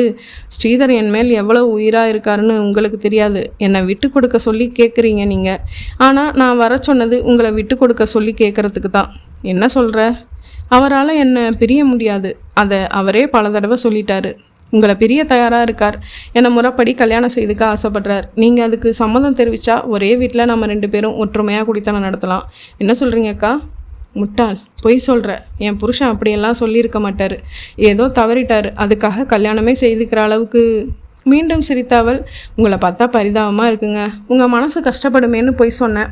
வாசலில் நிற்கிற காரை நான் எடுத்துகிட்டு வரல. ஸ்ரீதரன் தான் வந்திருக்காரு. இங்கே தான் இருக்காரு. மது அருந்துட்டு தூங்குறாரு. என்னோட வந்து பாருங்க என்றாள். மேனகாவின் கையை பிடித்து படுக்கை அறைக்குள் அழைத்து வந்து கட்டிலில் மயக்கமாய் கிடந்த ஸ்ரீதரனை காட்டினாள். வாழ்வின் மிகப்பெரிய அதிர்ச்சியை அடைந்தாள் அவள்.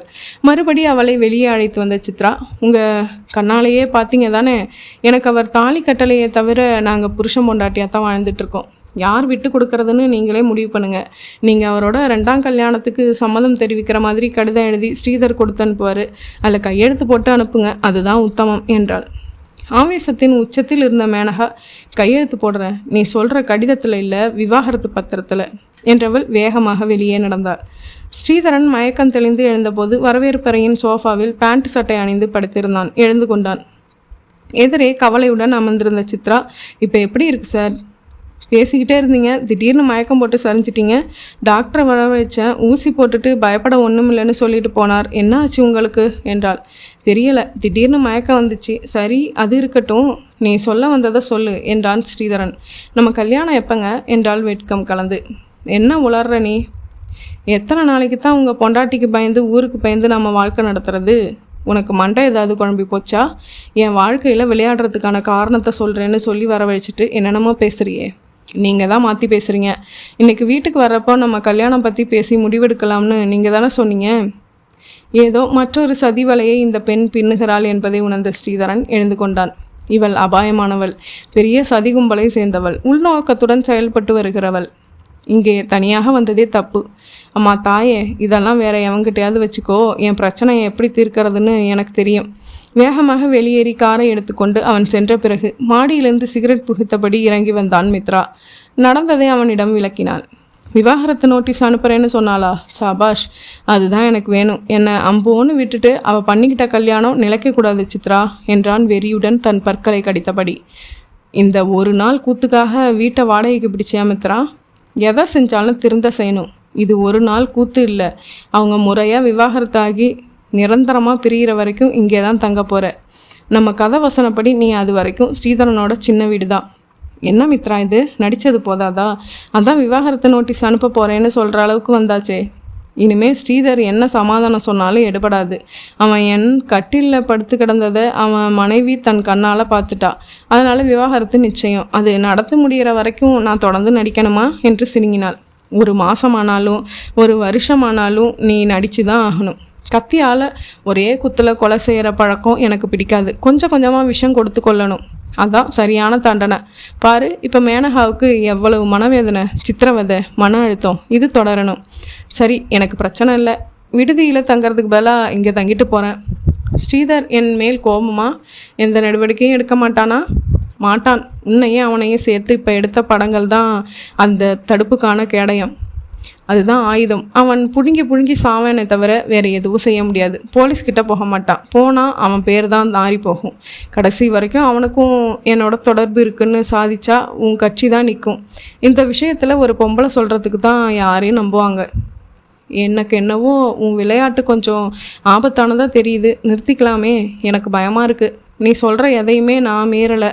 ஆனால் எனக்கு உன்னோட நிம்மதியாக வாழணும்னு ஆசையாக இருக்குது. இந்த விவகாரத்தில் அந்த ஆசைக்கு பங்கம் வந்துருமோன்னு கவலைப்படுறேன். அவளை ஆறுதலாக அணைத்து கொண்டு, சித்ரா, ரொம்ப நாளாக நீ ஒரு கேள்வி கேட்டுட்ருக்க. நான் அதுக்கு பதில் சொல்லாமல் தள்ளி போட்டுட்ருக்கேன். இன்றைக்கி பதில் சொல்லட்டுமா? என்ன மித்ரா, நான் உன்னை கல்யாணம் செய்துக்கிறதுன்னு முடிவு செஞ்சுட்டேன். என்னைக்கு தெரியுமா? மேனகாவுக்கு கோர்ட்டு என்னைக்கு விவாகரத்து கொடுக்குதோ அதே தினம். அந்த வெற்றியை நான் தாலி கட்டி கொண்டாட போகிறேன் என்றவன் அவள் எலும்புகள் முறிய அளவிற்கு இறுக்கி கொண்டான். ஐயோ, மெதுவா, வலிக்குது. சரி, இங்கே வந்து போகிறது மேனகாவுக்கோ ஸ்ரீதரனுக்கோ தெரிஞ்சா இவ்வளவு திட்டத்துக்கும் நீ தான் சூத்திரதாரின்னு தெரிஞ்சிடாதா மித்ரா? உன் கேள்வி நியாயம்தான். அப்புறம் இத்தனை நாள் பொறுமையாக போட்ட திட்டம் எல்லாம் தவிடுபடி ஆகிடும். அதனால் நான் ராத்திரி 11 மணிக்கு மேலே தான் இங்கே வருவேன். அதுக்கு முன்னால் வரமாட்டேன். பகுதி 11. பிரம்மை பிடித்தவன் போல அலுவலகத்தில் அமர்ந்திருந்தான் ஸ்ரீதரன். கையில் சற்று முன் பிரித்து பார்த்த கடிதம் இருந்தது. ஏதாவது அசம்பாவிதமா சார்? மரியாதையாக கேட்டார் எதிரே நின்ற மேனேஜர். என் மனைவி விவாகரத்து கேட்டு வக்கீல் மூலமாக நோட்டீஸ் அனுப்பி வச்சிருக்கா என்றான் விரக்தியாக. தனது கேள்விக்காக வருத்தம் தெரிவித்த மேனேஜர் அந்த அறையை விட்டு வெளியேறினதும் தொலைபேசியை எடுத்து சுழட்டினான். மேனகா, என்ன நினப்பில் இப்படி ஒரு அபத்தமான வேலை செஞ்சுருக்க? இனிமே நான் உங்கள் கூட பேச தயாரில்லை. மனசுக்கு பிடிக்கலன்னு 2 பேரும் எழுதி கொடுத்தா சிக்கல் இல்லாமல் விவாகரத்து கிடச்சிரும்னு வக்கீல் சொன்னார். ஏய், உன் கோபம் நியாயம். ஆனால் நடந்தது எல்லாம் சதி. எப்படி உனக்கு புரிய வைக்கிறதுன்னு தெரியல. இது போலீஸ்க்கு போய் தீர்க்க முடியாத சிக்கல், மான பிரச்சனை. என்னை புரிஞ்சிக்க மாட்டியா? புரிஞ்சுக்கிட்டதால தான் நோட்டீஸ் அனுப்பியிருக்கேன்.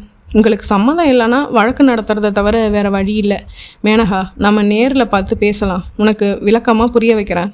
எனக்கு புதுசாக எதுவும் புரிய வேண்டாம். புரிஞ்ச அளவுக்கே பைத்தியம் பிடிச்ச மாதிரி இருக்கேன்.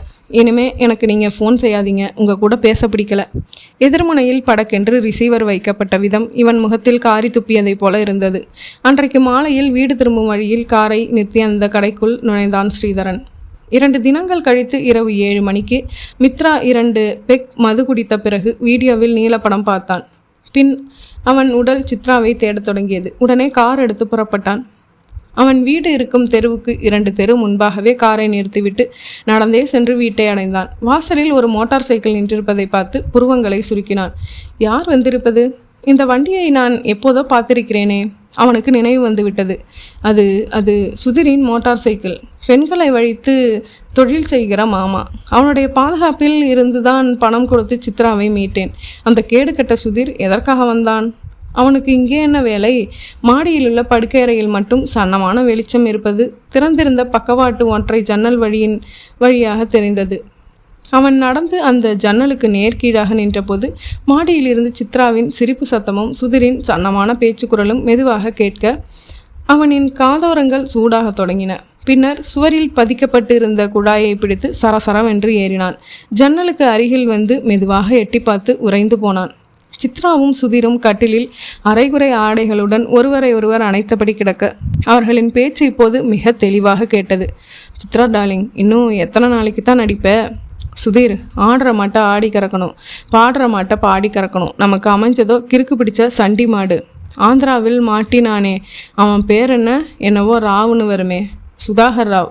அவன் தான் சரி, 10 நாளில் என் வலையில் விழுந்தான். காதல்னு என் முந்தானையை பிடிச்சி அலைய வச்சு ஒரே மாதத்தில் கல்யாணம். சாமர்த்தியமாக கொலை செஞ்சு மாரடைப்புன்னு நம்ப வச்சு அழுது விதவை வேஷம் போட்டு சொத்து முழுசும் கைக்கு வந்ததும் முகாமாக மாற்றியாச்சு. என்ன பெரிய சொத்து, 4.5 லட்சம் தான் தேறிச்சு. ஆனால் மித்ராவுக்கு கிட்டத்தட்ட 40 லட்சம் தேரும். இல்லை, இன்னும் மேலேயே தேரும். அதனால தான் பொறுமையாக இருக்க வேண்டியதாக இருக்குது. இறக்கத்தில் காதல் பிறக்க வைக்கணும்னு நான் சொன்ன ஐடியா படி அவனுடைய முதல் அறிமுகத்தை விபச்சார விடுதியிலேயே வச்சு போதை ஊசி அது இதுன்னு கதவிட்டு அப்படியே நம்பிட்டான். இந்த நிமிஷம் என்னை ஒரு தேவதை மாதிரி நினச்சி பூஜிக்கிறான். இவனை கல்யாணத்துக்கு சம்மதிக்க வைக்கிறதே பெரும்பாடாக போயிடுச்சு. இவனோட பழைய காதலி வாழ்க்கையை கெடுத்தா தான் கல்யாணங்கிறான். சரின்னு அவன் சொன்ன மாதிரி எல்லாம் நடித்தேன். நடிக்கிறது எனக்கு புதுசாக என்ன? கடைசியாக என்ன சொல்கிறான்? மேனகா சட்டப்படி விவாகரத்து ஆகிற அதே தினம்தான் எனக்கு தாலி கட்டுறானாம். பல மாதம் ஆகலாம் சித்ரா. ஆகட்டு சுதீர், 40 லட்சம் நோகாமல் வராது. பாதி கிணறு தாண்டியாச்சு, மீதி கிணறு தாண்டறதுக்குள்ளே அவசரப்படாதே. அப்புறம் நீ இந்த மாதிரி இங்கே வர்றது இதுவே முதலும் கடைசியுமா இருக்கட்டும். மித்ராவுக்கு நெஞ்சு வலித்தது. கைகள் பிடிப்பை இழந்து விடுவோம் என்கிற உணர்வு வர வந்த சுவடு தெரியாமல் கீழே இறங்கினான். நடைப்பிணமாக தன் காருக்கு நடந்தான். அசுர வேகத்தில் அதை ஓட்டத் தொடங்கினான். உன்னை எவ்வளவு உயர்வாக நினைத்திருந்தேன் சித்ரா. கடைசியில் நீரும் ஒரு சாக்கடையா, துரோகியா, இத்தனை கேடு கட்டவளா? நான் பிரமாதமாக திட்டம் தீட்டி மேனகாவை முட்டாளாக்க மாற்ற நினைத்ததில் நீயும் சுதிரும் அதைவிட பெரிய திட்டம் போட்டு என்னை முட்டாளாக துடித்து கொண்டிருக்கிறீர்கள். யார் நானா முட்டாள்? 1 மணி நேரத்திற்கும் மேலாக மனம் போன போக்கில் காரை செலுத்தின மித்ரா மூடிக்கொண்டிருந்த அந்த பிளாட்பார கடை அருகே காரை நிறுத்தினான். ஹாரன் அடித்தான். கத்தி கொடுப்பா, நல்ல பெரிய கத்தியாக கொடு. கடைக்காரன் ஒரு பெரிய கத்தி எடுத்து 110 ரூபாய் என்றான். நோட்டை வீசிவிட்டு, இதில் ஒரு ஆளை குத்துனா உசுறு போகும் இல்லையா என்று கேட்க கடைக்காரன் அதிர்ச்சியுடன் பார்க்க காரை வேகமாக கிளப்பினான் மித்ரா. பகுதி 12. நேராக சித்ராவின் வீட்டு வாசலிலே காரை நிறுத்தி ஆவேசமாக இறங்கிய போது அங்கே சுதிரின் மோட்டார் சைக்கிள் இல்லை. கதவில் கை வைக்க அது மறுப்பில்லாமல் திறந்து கொண்டது. உள்ளே நுழைந்தான். நேரடியாக மாடி படுக்கையறைக்கு வந்து கதவை திறந்தான். கட்டிலில் கத்தி குத்துப்பட்டு இரத்த வெள்ளத்தில் சித்ரா இறந்து கிடக்க கத்தி முனையில் இருந்து சொட்டும் இரத்தத்துடன் முகம் உயர்த்தபடி நின்றிருந்தான் ஸ்ரீதரன். மித்ராவை பார்த்து அதிர்ந்தே போய்விட்டான். அவனிடம் இருந்து லேசாக மதுவாடை வீசியது. மித்ரா இல்லை நீங்கள், இந்த சண்டாளி என்னோடய வாழ்க்கையோட அநியாயமாக விளையாடிட்டா. என் மனைவியை என்கிட்ட இருந்து பிரிச்சிட்டா. எனக்கு ஆத்திரம் தாங்கலை, வேறு வழி தோணலை, குத்திட்டேன். எனக்கு கவலை இல்லை, ஜெயிலுக்கு போக தயார். தப்பிக்கணும்னு எந்த முன்னேற்பாடும் நான் செய்துக்கலை என்றான் ஸ்ரீதரன். சில வினாடிகளுக்கு சித்ராவையும் அவனையும் மாறி மாறி பார்த்த மித்ரா அவனை நெருங்கினான். அவனது கையில் இருந்த கத்தியை வலுக்கட்டாயமாக வாங்கி கொண்டான். இந்த கொலையை நீங்கள் செய்யலை, நான் தான் செஞ்சேன் என்றான் அழுத்தம் திருத்தமாக. புரியாமல் பார்த்தான் ஸ்ரீதரன். இவளை உங்கள் வாழ்க்கையில் விளையாட வச்சது நான் தான். மேனகா முதல்ல என்னை காதலிச்சது உங்களுக்கு தெரியும். அவள் என்னை விட்டு விலகி உங்களை கட்டிக்கிட்ட துரோகத்தை என்னால் தாங்க முடியல. அவள் கல்யாணத்தை உடைச்சி அவளை தனி மரமாக்கணும்னு எனக்குள்ள வெறி. அதனால் இவளை பயன்படுத்தி உங்களுக்கும் அவளுக்கும் தொடர்பு இருக்கிற மாதிரி படிப்படியாக நம்ப வைக்க எல்லா திட்டத்தையும் போட்டு கொடுத்ததே நான் தான். ஆனால் இவள் என் உயிருக்கே உழ வைக்கிற நோக்கத்தோட இத்தனை நாளும் என்னோட நெருங்கி பழகியிருக்காள்னு இப்போ தான் தெரிஞ்சுது. இவளை தீர்த்திடணும்னு வந்தேன், நீங்கள் முந்திக்கிட்டீங்க. வேணாம், நீங்கள் ஜெயிலுக்கு போக வேணாம், நான் போகிறேன். இந்த படியை ஏற்றுக்கிறேன். கடைசியாக ஒரு நல்ல காரியம் செய்துடுறேன். எல்லாத்துக்கும் நான் தான் காரணங்கிறத உங்ககிட்ட சொன்ன மாதிரி மேனகாட்டி சொல்லிவிட்டு அப்புறம் நானே போலீஸில் சரண்டர் ஆகிடுறேன். நீங்கள் தயவுசெய்து இதை மறந்துடுங்க. புறப்படுங்க, முதல்ல இந்த இடத்த விட்டே புறப்படுங்க. வற்புறுத்தி அவனை வீட்டை விட்டு வெளியேற்றின மித்ரா ஃபோன் செய்து, அவசர போலீஸா, அட்ரஸ் சொல்கிறேன், உடனே வாங்க. இங்கே சித்ராங்கிற பொண்ணை நான் கொலை செஞ்சுட்டேன். என் பேர் மித்ரா, நானே உங்ககிட்ட சரண்டர் ஆகிடுவேன் என்றான். தூக்க கலக்கத்துடன் கதவை திறந்த மேனகா அந்த நேரத்தில் புன்னகையாக நின்ற மித்ராவை பார்த்து குழம்பினாள். மேனகா, நான் ஒரு பெரிய கதை சொல்ல போகிறேன் என்றான். சித்ராவை திருப்பு சீட்டாக்கி கணவன் மனைவியை பிரிக்க நான் போட்ட அத்தனை நாடகத்தையும் முழுமையாக விளக்கினான். மேனகாவின் மனதில் தெளிவு பிறந்த பின் காவல் நிலையம் நோக்கி நடந்தான் மித்ரா. முற்றும். இதுவரைக்கும் கதையை பொறுமையாக கேட்ட எல்லாருக்குமே ரொம்ப நன்றி. மேலும் என்னோடய சேனல் பிடிச்சிருந்தது அப்படின்னா சப்ஸ்கிரைப் பண்ணுங்கள், லைக் கமெண்ட் பண்ணுங்கள், உங்களோட ஃப்ரெண்ட்ஸ் அண்ட் ஃபேமிலிக்கு ஷேர் பண்ணுங்கள். Thank you friends.